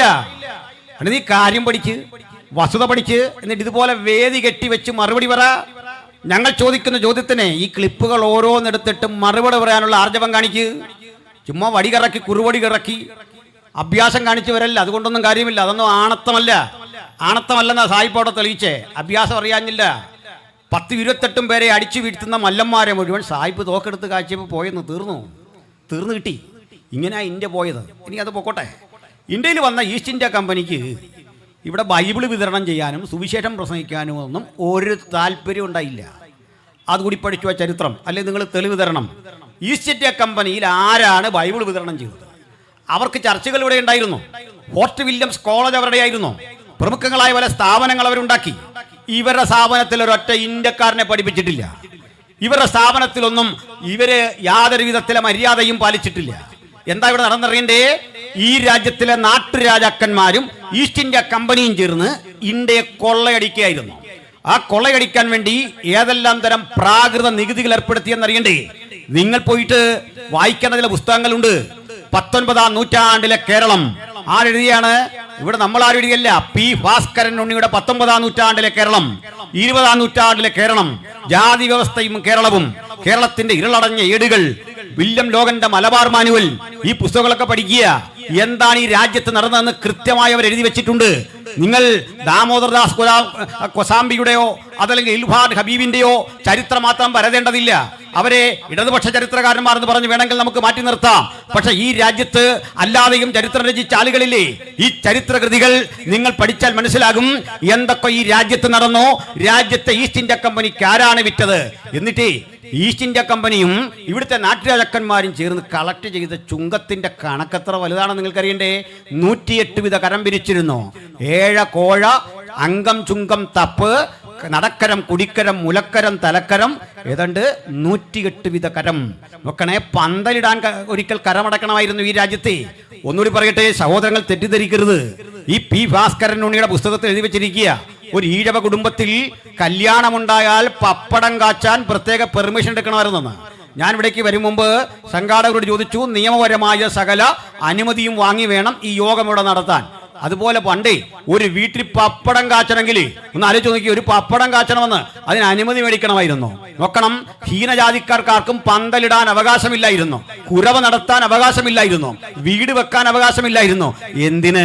സാക്ഷാൽ സാമൂതിരി ഇല്ലേ, കോഴിക്കോട് സാമൂതിരിയുടെ വീടിന് ഓടുമേയാൻ അനുമതിയില്ല, ഓലയിട്ട് കൊള്ളണം. അയാൾ പോലും ഭ്രഷ്ട് കൽപ്പിക്കപ്പെട്ട ആളാ. സ്വന്തം കാശ് മുടക്കി തന്റെ കൊട്ടാരത്തിന് ഓടിടാൻ അവകാശമില്ലാത്ത ഗതികെട്ട രാജാവിന്റെ പേരാ സാമൂതിരി. ആലോചിച്ച് നോക്കിക്കോണം, സ്വന്തം കൈ കാശുണ്ടേ. ഇതായിരുന്നു ഈ രാജ്യത്ത് നിലനിന്നിരുന്ന വ്യവസ്ഥ. ഒട്ടേറെ വ്യവസ്ഥകൾ ഈ രാജ്യത്ത് ഇതുപോലെ നിലനിന്നിരുന്നു. പൊതുവയിൽ നടക്കാൻ മനുഷ്യന് സ്വാതന്ത്ര്യമില്ലാത്ത സ്ഥിതിവിശേഷങ്ങളുടെ അനവധി കണക്ക് ഞാൻ പറയാം. അതിലൊന്നാണ് ഞാൻ പറയുന്നത്. ആലങ്ങാട്ട് ചാന്നാൻ എന്നു പേരായ ഈഴവ കുടുംബത്തിൽ ജനിച്ചു വളർന്ന ഒരു സമ്പന്നൻ ഉണ്ടായിരുന്നു. ഒരു പ്രത്യേകത നിൽക്കണ്ടേ, അദ്ദേഹത്തിന്റെ കാലത്ത് തിരുവിതാംകൂറിൽ കാറുള്ളത് രണ്ടു പേർക്ക്. ഒന്ന് മഹാരാജാവിനും ഈ ആലങ്ങാട് ചാന്നാനും സ്വന്തം കാറുള്ളത്, മനസ്സിലാക്കിക്കൊള്ളണം. പക്ഷേ ഈ കാർ ഓടിക്കുന്നത് ഒരു ശൂദ്രനാണ്. തന്നെ യജമാനൻ എന്ന് വിളിക്കേണ്ട ഒരു ശൂദ്രനാണ് ഈ കാർ ഓടിക്കുന്നത്. അപ്പോൾ ജാതിയിൽ ഭ്രഷ്ടുള്ള ഈ ആള് കാറുമായിട്ട് തന്റെ ഉടമയും കൊണ്ട് വരിക. ഈ വരുന്ന വഴിക്ക് ക്ഷേത്രവളപ്പിലൂടെ കാർ ഓടിച്ചുകൂടാ, പൊതുനിരത്തിലൂടെ പോകാൻ പറ്റില്ല. അതേ എന്ത് ചെയ്യുന്നറിയണ്ടേ, സമ്പന്നനായ ആലങ്ങാട് ചാന്നാൻ കുറുക്കുവഴി ചാടി ഈ കാറ് വരുന്ന വഴിക്ക് കാടും പള്ളയും കടന്ന് കയറി നിൽക്കുമ്പോൾ അമ്പലവളപ്പിലൂടെ കാർ ഓടിച്ച് ഇവിടെ കൊണ്ടുവരുമായിരുന്നു. ഇതായിരുന്നു ഈ രാജ്യത്ത് നിലനിന്നിരുന്ന വ്യവസ്ഥ. നിങ്ങൾക്കറിയണ്ടേ ഈ അവസ്ഥ എങ്ങനെയാണ് മാറിയതെന്നറിയണ്ടേ? അതിലേക്ക് ഞാൻ ക്രമേണ വരാം, ചിന്തിച്ചിരിക്കണം. ഞാൻ ഈ പറയുന്നതിനൊക്കെ വ്യക്തമായ തെളിവുണ്ട്. നിങ്ങൾക്ക് ഈ തെളിവുകൾ ആവശ്യമുണ്ടെങ്കിൽ നിങ്ങൾ എന്നോട് തെളിവ് ചോദിച്ചിട്ടേ വിടാവൂ. അത് തെളിവ് ചോദിച്ച് എനിക്ക് പറയണമെന്ന് ബാധ്യതയൊന്നുമില്ല. കാരണം ഞാൻ ആരുടെ അടിമയായിട്ടല്ലേ നിൽക്കുന്നത്. പഠിക്കാൻ ആവശ്യമുണ്ടെങ്കിൽ പറയുന്നത് കൃത്യമാണോ എന്നറിയാൻ ആവശ്യമുണ്ടെങ്കിൽ റെഫറൻസ് കൂടി പറയാം, പുസ്തകം വാങ്ങിക്കൊള്ളണം. ഇതൊക്കെ സർക്കാർ ഇറക്കുന്ന പുസ്തകം. ഞാൻ പല കാര്യങ്ങളും പറയാറുണ്ട്. ഞാൻ ഈ പറയുന്നതിന് എന്നെ അറസ്റ്റ് ചെയ്യുന്നതിന് മുമ്പ് ആദ്യം ചെയ്യേണ്ടത് ഭാഷാ ഇൻസ്റ്റിറ്റ്യൂട്ടിനെയാണ്. ഗവൺമെൻറ് ഇറക്കുന്ന പുസ്തകത്തിൽ നിന്നാണ് പറയുന്നത്, അതോറിറ്റി ഉള്ള പുസ്തകത്തിൽ നിന്നാണ് ഈ കാര്യങ്ങളൊക്കെ വിളിച്ചു പറയുന്നത്. സർക്കാർ ഇറക്കുന്ന പുസ്തകമാണ്. എന്നെ കോടതിക്ക് ഒന്നും ശിക്ഷിക്കാൻ പറ്റില്ല. അതിലുള്ളതേ ഞാൻ പറയൂ. അതിൽ നിന്ന് മാത്രമേ വസ്തുതകൾ ഞാൻ വിശകലനം ചെയ്യൂ. ശ്രദ്ധിക്കണം. അപ്പോൾ സുഹൃത്തുക്കളെ, ഇങ്ങനെ കിടന്ന ഈ നാട്, അതിലേക്ക് ഈസ്റ്റ് ഇന്ത്യ കമ്പനി വന്നു. ഈ കമ്പനി അതിൻ്റെ മേലധികാരികൾ കാര്യം പറഞ്ഞു. ഇന്ത്യക്കാർക്കിടയിൽ പലതരം ആചാരങ്ങളും അനുഷ്ഠാനങ്ങളും ഒക്കെ കാണും. നിങ്ങളത് മാറ്റാനൊന്നും പോകണ്ട, അവരവരുടെ വഴിക്ക് പോട്ടെ. അവർ ഇഷ്ടപ്പെടുന്ന വിധത്തിൽ ഏതെങ്കിലും കാര്യങ്ങൾ അവർ ചെയ്തു കൊള്ളട്ടെ, പ്രശ്നമില്ല. അവരുടെ ആചാരത്തിലൊന്നും നമ്മൾ കയറി ഇടപെടണ്ട. നമ്മുടെ കച്ചവടമാണ് പ്രധാനം. അങ്ങനെ ഈസ്റ്റ് ഇന്ത്യ കമ്പനി കച്ചവടം പൊടി പിടിച്ചു. പക്ഷെ കുറേ മനസാക്ഷിയുള്ള ആളുകൾ കമ്പനിക്കകത്ത് ഉണ്ടാവുമല്ലോ. ഇവർ നോക്കുമ്പോൾ ഇന്ത്യയിൽ ഗുരുതരമായ ചില കാഴ്ചകൾ കണ്ടു. അവിടെ മുതലാണ് പഠിക്കേണ്ടത്. അതിലൊന്ന്, ഈ നമ്മുടെ നാട്ടിൽ പെൺകുട്ടികളുടെ വിവാഹപ്രായം 7 or 8 ഒക്കെ വയസ്സാണ്. 7 or 8 വയസ്സ് വരുന്ന പെൺകുട്ടിയെ 35-40 വയസ്സ് വരുന്ന ഒരു ചെറുപ്പക്കാരൻ വിവാഹം കഴിക്കണം. അത് കേവലമായൊരു കല്യാണമല്ല. വിവാഹം കഴിച്ചതിൻ്റെ 16 ദിവസങ്ങൾക്കുള്ളിൽ അവർ തമ്മിൽ ദാമ്പത്യ ജീവിതം ആചരിക്കണം. നോക്കണം, കുഞ്ഞിൻ്റെ പ്രായം ഓർക്കണം. ഇപ്പോഴാണ് പോക്സോ കേസ് ഉറപ്പാണ്. ആ പോക്സോ കേസ് ഉറപ്പാകുന്ന പോലെ ഇന്ത്യൻ ശിക്ഷാ നിയമം ഉണ്ടായ ശേഷമാണ്. നേരെ അകത്തോട്ടേ പോകുള്ളൂ, വെളിച്ചം കാണത്തില്ല. അത് നമ്മുടെ രാജ്യത്ത് നിലനിൽക്കെ ഇത് കണ്ട ഈസ്റ്റ് ഇന്ത്യ കമ്പനിക്ക് ഇതൊരു മോശമാണല്ലോ. അവർ ഇത് റദ്ദ് ചെയ്തുകൊണ്ട് വിവാഹപ്രായം 10 മാറ്റി. അപ്പോൾ ഒരു കാര്യം കണ്ടു. അതേ കാലഘട്ടത്തിൽ മറ്റൊരു സംഭവം കൂടി നടന്നു. ഏതെങ്കിലും ഒരു നാട്ടുരാജാവിന് അനന്തരാവകാശി ഇല്ലാതെ പോയാൽ ആ സ്ഥലം കൂടി ഈസ്റ്റ് ഇന്ത്യ കമ്പനി അറ്റാച്ച് ചെയ്യും. 2. ഇതിനിടയിലാണ് വിസ നിയമങ്ങൾ നിലനിൽക്കുന്ന ഇന്ത്യയിൽ ഈസ്റ്റ് ഇന്ത്യ കമ്പനി വിസ നിഷേധിച്ചിട്ടും ഡച്ചുകാരുടെ വിസ കൈപ്പറ്റിക്കൊണ്ട് വില്യം കേരി എന്നറിയപ്പെടുന്ന ഇംഗ്ലണ്ടിലെ കെറ്ററിംഗിൽ ജനിച്ചു വളർന്ന ഒരു സുവിശേഷകൻ ഈ രാജ്യത്ത് ബംഗാളിൽ വന്ന് ബൈബിളിൻ്റെ പരിഭാഷയിൽ ഏർപ്പെട്ടുകൊണ്ടിരിക്കുന്നു. അദ്ദേഹം ഇവിടെ നിന്നുകൊണ്ട് തന്നെ ബംഗാളി ഉൾപ്പെടെയുള്ള സുപ്രധാനമായ ഭാഷകൾ പഠിക്കുന്നു. ബൈബിളിൻ്റെ പുതിയ നിയമത്തിൽ 27 ഭാഷകൾക്ക് പരിഭാഷയുണ്ടാക്കുന്നു. ഹോൾ ബൈബിളിൽ 6 ഭാഷകളിൽ ബൈബിൾ ഉണ്ടാക്കുന്നു. ഭാഷാ നിപുണനായ അദ്ദേഹത്തെ ഈസ്റ്റ് ഇന്ത്യ കമ്പനി അവരെ ട്രാൻസ്ലേറ്ററായിട്ട് നിയമിക്കുന്നു.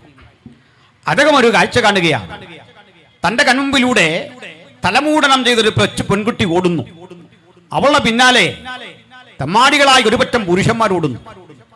എന്താണിതെന്നറിയാൻ വില്യം കേരി പിന്നാലെ ചെല്ലുമ്പോൾ കുറെ സ്ത്രീകളുമുണ്ട്.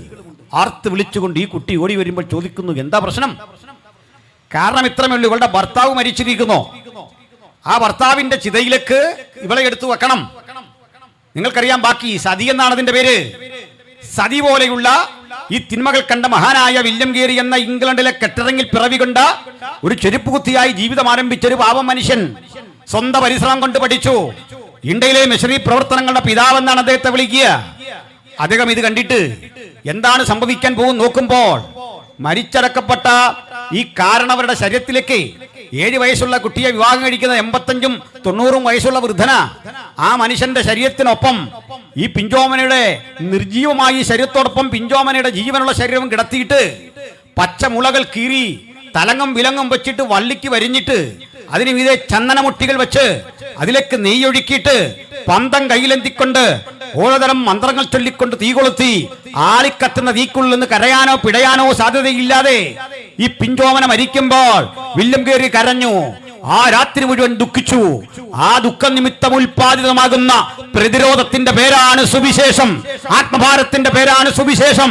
ഈ ഇന്ത്യയിൽ ഇനി ആരും ഇങ്ങനെ മരിക്കാൻ പാടില്ല എന്ന ചിന്തയോടുകൂടി എന്താണ് വില്യം കേറി ചെയ്യുന്നറിയണ്ടേ? നിരവധി കത്തുകൾ അയച്ചയച്ച് ഈസ്റ്റ് ഇന്ത്യ കമ്പനിയുടെ ഹെഡ്ക്വാർട്ടറിലും അതുപോലെ തന്നെ ബ്രിട്ടീഷ് പാർലമെന്റിലും നിരന്തരം അറിയിച്ചതിന്റെ പരിണിതഫലമായി 1829 ആകുമ്പോൾ ഒരു പുത്തൻ വാർത്ത ലോകം കേട്ടു. വില്യം ബെന്റിംഗ് ഇന്ത്യയുടെ അന്നത്തെ വൈസ്രോയി ആയിരിക്കെ മുഴങ്ങിക്കെട്ട ഒരു വിളംബരമുണ്ടായിരുന്നു. അതിനു വേണ്ടി പണിയെടുത്ത രാജാ റാം മോഹൻ റോയിയും ബഹുമാനായ വില്യം കേരിയും വില്യം മാർഷും സർ ജോഷുവ വാർഡും ഒക്കെ അറിയപ്പെടുന്ന റാംപൂരിലെ പ്രധാനപ്പെട്ട മിഷണറിമാരും ഒരുമിച്ച് നിരന്തരം നടത്തിയ ആശയുദ്ധങ്ങൾക്കൊടുവിൽ ബ്രിട്ടീഷ് പാർലമെന്റിന്റെ അനുമതിയോടുകൂടി വില്യം ബെന്റിംഗ് പ്രഭു ഒരു ഉത്തരവിറക്കിയാണ്. വില്യം ബെന്റിംഗ് ആകുന്ന ഞാൻ ബ്രിട്ടീഷ് ഇന്ത്യയിലും അതിന്റെ അധിനിവേശ പ്രദേശങ്ങളിലും യാതൊരാൾ സതി അനുഷ്ഠിക്കുകയോ അതിനുവേണ്ടി പ്രേരിപ്പിക്കുകയോ അതിനുവേണ്ടി പ്രചോദിപ്പിക്കുകയോ നിർബന്ധിക്കുകയോ ചെയ്യുന്നതും അതിനെ പുകഴ്ത്തി പറയുന്നതും കുറ്റകൃത്യമായി കണ്ടുകൊണ്ട് കൊലപാതക കേസ് ചുമത്തിക്കൊണ്ട് ആളിനെ ശിക്ഷിക്കും, ക്യാപിറ്റൽ പണിഷ്മെന്റ് നൽകും. ഈ വിളംബരം പുറത്തു വന്നതോടുകൂടി ഇന്ത്യ ആകപ്പാടെ ഇളകി. നിങ്ങൾ കേൾക്കണ്ടേ? അങ്ങനെ 1929 രൂപപ്പെട്ട സതി നിരോധനം, അതിനുശേഷം വിവാഹപ്രായം ഉയർത്തിക്കൊണ്ടുള്ള ഇത്തരത്തിലെ ഒരു വിളംബരം 10 വയസ്സുള്ളവർ ഈ 8 വയസ്സ് 10 വയസ്സിലേക്ക് ആക്കി വെച്ചു. അതൊക്കെ കുറെ സഹിച്ചു. വീണ്ടും അറിയണ്ടേ? അടുത്ത ഘട്ടം ഈ ലാപ്സ് നിയമം എന്ന് വെച്ചാൽ നഷ്ടപ്പെട്ടു പോകുന്ന ഭൂമി ഈസ്റ്റ് ഇന്ത്യ കമ്പനി ഏറ്റെടുക്കും. ഇതൊക്കെ ഇങ്ങനെ നടക്കുമ്പോൾ ഈ രാജ്യത്തിലെ ആളുകൾ അതുവരെ ആസ്വദിച്ച കുറെ തരം സുഖങ്ങൾ നഷ്ടപ്പെടുന്നു, സംതൃപ്തികൾ നഷ്ടപ്പെടുന്നു. അതിന്റെ ഒരു മറുവശം കൂടിയുണ്ട്. 1848 ആകുമ്പോഴേക്കും മറ്റൊരു കാര്യം കൂടി ബ്രിട്ടീഷുകാർ കൊണ്ടുവന്നു. അതെന്താ നിങ്ങൾക്ക് അറിയണ്ടേ? വിധവമാരുടെ പുനർവിവാഹം, വിധവമാർക്ക് കല്യാണം കഴിക്കാം. ഈ വിധവ എന്നൊക്കെ കേട്ടാൽ നമ്മുടെ മനസ്സിൽ ഇന്നിരിക്കുന്ന സങ്കല്പങ്ങൾ മാറണം. അന്നത്തെ വിധവ എന്ന് പറഞ്ഞാൽ ഒരു കൊച്ചു പെൺകുട്ടിയാ, 8 or 10 വയസ്സൊക്കെ ഉള്ളി നമ്മുടെ സൺഡേ സ്കൂൾ പ്രായമുള്ള ഒരു സാധാരണ കുഞ്ഞിനെയാ ഈ വിധവ എന്ന് പറയുന്നത്. ആ വിധവയെ വിവാഹം കഴിച്ച അവരുടെ ഹസ്ബൻഡിനെ 80 വയസ്സൊക്കെ പ്രായമായിരിക്കും. 16 വയസ്സിലൊക്കെ വിധവയാകേണ്ടി വരുന്ന ഈ പെൺകുട്ടിക്ക് വിവാഹം കഴിക്കാം. അങ്ങനെ പുനർവിവാഹം എന്നൊരാശയം മുമ്പോട്ട് വെച്ചപ്പോൾ ഈ ഇന്ത്യ ആകപ്പാടെ ഇളകിയിട്ട് സാക്ഷാൽ ബാലഗംഗാധര തിലകൻ, ലോകമാന്യ ബാലഗംഗാധര തിലകൻ എന്ന് നമ്മൾ പ്രകീർത്തിക്കുന്ന ഒരു പ്രമുഖ നേതാവുണ്ടല്ലോ, അദ്ദേഹത്തിന് കേസരി എന്നൊരു പത്രമുണ്ട്. ഇന്നത്തെ കേസരിയുടെ പഴയ രൂപമായിരിക്കാം അത്. ആ കേസരിയിൽ അദ്ദേഹം എഴുതി, ഇതാ ബ്രിട്ടീഷുകാർ വന്ന് ഞങ്ങൾ ശീലിച്ചു പോരുന്ന ആചാരങ്ങളെ മുഴുവൻ തകർക്കുന്നു. ഞങ്ങൾ എങ്ങനെ ജീവിക്കണം, ഞങ്ങളുടെ കുട്ടികളെ ഏത് പ്രായത്തിൽ കല്യാണം കഴിപ്പിക്കണം, അവരെങ്ങനെ ജീവിക്കണമെന്ന് ഞങ്ങളുടെ അന്തസ്സിനും ഞങ്ങളുടെ മാന്യതയ്ക്കും നിരക്കുന്ന കാര്യമാണ്. ഇത് ഞങ്ങളെ പഠിപ്പിക്കാൻ ബ്രിട്ടീഷുകാർ മുതിർന്നിട്ടില്ല. ഇതാണ് ആദ്യമായി ഇന്ത്യയിൽ രൂപപ്പെട്ട ഒരു ബ്രിട്ടീഷ് വിരുദ്ധ ശബ്ദമെങ്കിൽ ആ ശബ്ദത്തിന്റെ പിന്നിൽ ലോകമാന്യ ബാലഗംഗാധര തിലകൻ ആഗ്രഹിച്ചതെന്താണെന്ന് നിങ്ങൾ പഠിച്ചാൽ മതി. എന്താണ് ശ്രീ ഗംഗാധര തിലകൻ ഈ രാജ്യത്ത് അതുവരെ നിലനിന്നിരുന്ന ഇത്തരം വ്യവസ്ഥകൾ പരിരക്ഷിക്കണമെന്നാണോ അങ്ങ് ചിന്തിച്ചത്? അത് നിരാകരിക്കണമെന്നാണോ? ചുരുക്കത്തിൽ എന്താണ് വിദേശികൾ വന്ന് ഇവിടെ നിരത്തി ഉടച്ചത്, തകർത്തുടച്ചത്? അയ്യോ ഞങ്ങളുടെ സംസ്കാരം തകർത്ത് എന്നൊക്കെ വിലപിക്കുന്ന ആളുകൾ മനസ്സിലാക്കണ്ടേ? ഇതൊക്കെ സംസ്കാരമാണെങ്കിൽ ഇതിന്റെ അടിവേഴ് മുഴുവൻ എന്നെ തകർത്ത് കളയേണ്ട കാലം കഴിഞ്ഞു. ഇത്തരം സംസ്കാരങ്ങളെ സംസ്കാരം എന്ന് വിളിക്കുന്ന സംസ്കാര രാഹിത്യമല്ലേ സനാതന ധർമ്മം എന്ന് കൃത്യതയോടെ ചോദിക്കാൻ ഞാൻ ആഗ്രഹിക്കുകയാണ്.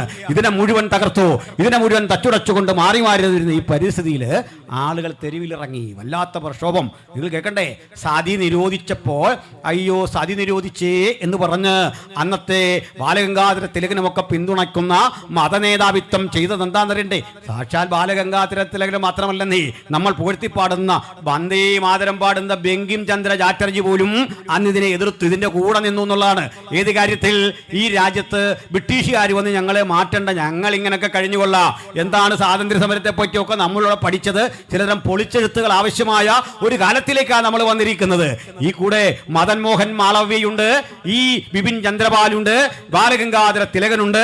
ഇവരൊക്കെ ഒറ്റക്കെട്ടായി രൂപപ്പെട്ട് അന്ന് കൊളുത്തി ഊതിയിട്ട ചിന്താസരണിയുടെ അധികം പൊട്ടാത്ത നനഞ്ഞ പടക്കങ്ങളാ ഇപ്പോൾ ഈ ഛത്തീസ്ഗഡിലൊക്കെ പോയി ജ്യോതികാ ശർമ്മയുടെ രൂപത്തിൽ ഞങ്ങളുടെ സംസ്കാരം മാറ്റാൻ വരുന്നു, ഞങ്ങളെ മതം മാറ്റാൻ വരുന്നു എന്ന് പറഞ്ഞ് പേടിപ്പിക്കുന്നത്. മനസ്സിലായി കാണുമല്ലോ അതിൻ്റെ ആവിർഭാവം അവിടെയാണെന്ന്, അതിൻ്റെ തുടക്കം അവിടെയാണെന്ന്. എന്നാൽ മറുവശത്തെ മാന്യമായി ഇത് തെറ്റാണെന്ന് പറഞ്ഞ ഇന്ത്യക്കാരുമുണ്ട്. ഗോഖലെയുണ്ടല്ലോ, ഗോപാലകൃഷ്ണ ഗോഖലെ, ഗാന്ധിജിയുടെ രാഷ്ട്രീയ ഗുരുവായിരുന്ന ഗോപാലകൃഷ്ണ ഗോഖലെയെ പോലെ ചില ആളുകൾ ഇതിനെതിരെ ശക്തിയുക്തം മുമ്പോട്ട് വന്നിട്ടുണ്ട്. രാജാറാം മോഹൻ റോയെ പോലെ ആത്മാഭിമാനമുള്ള ഇന്ത്യക്കാർ ഇതിനെതിരെ മുമ്പോട്ട് വന്നിട്ടുണ്ട്.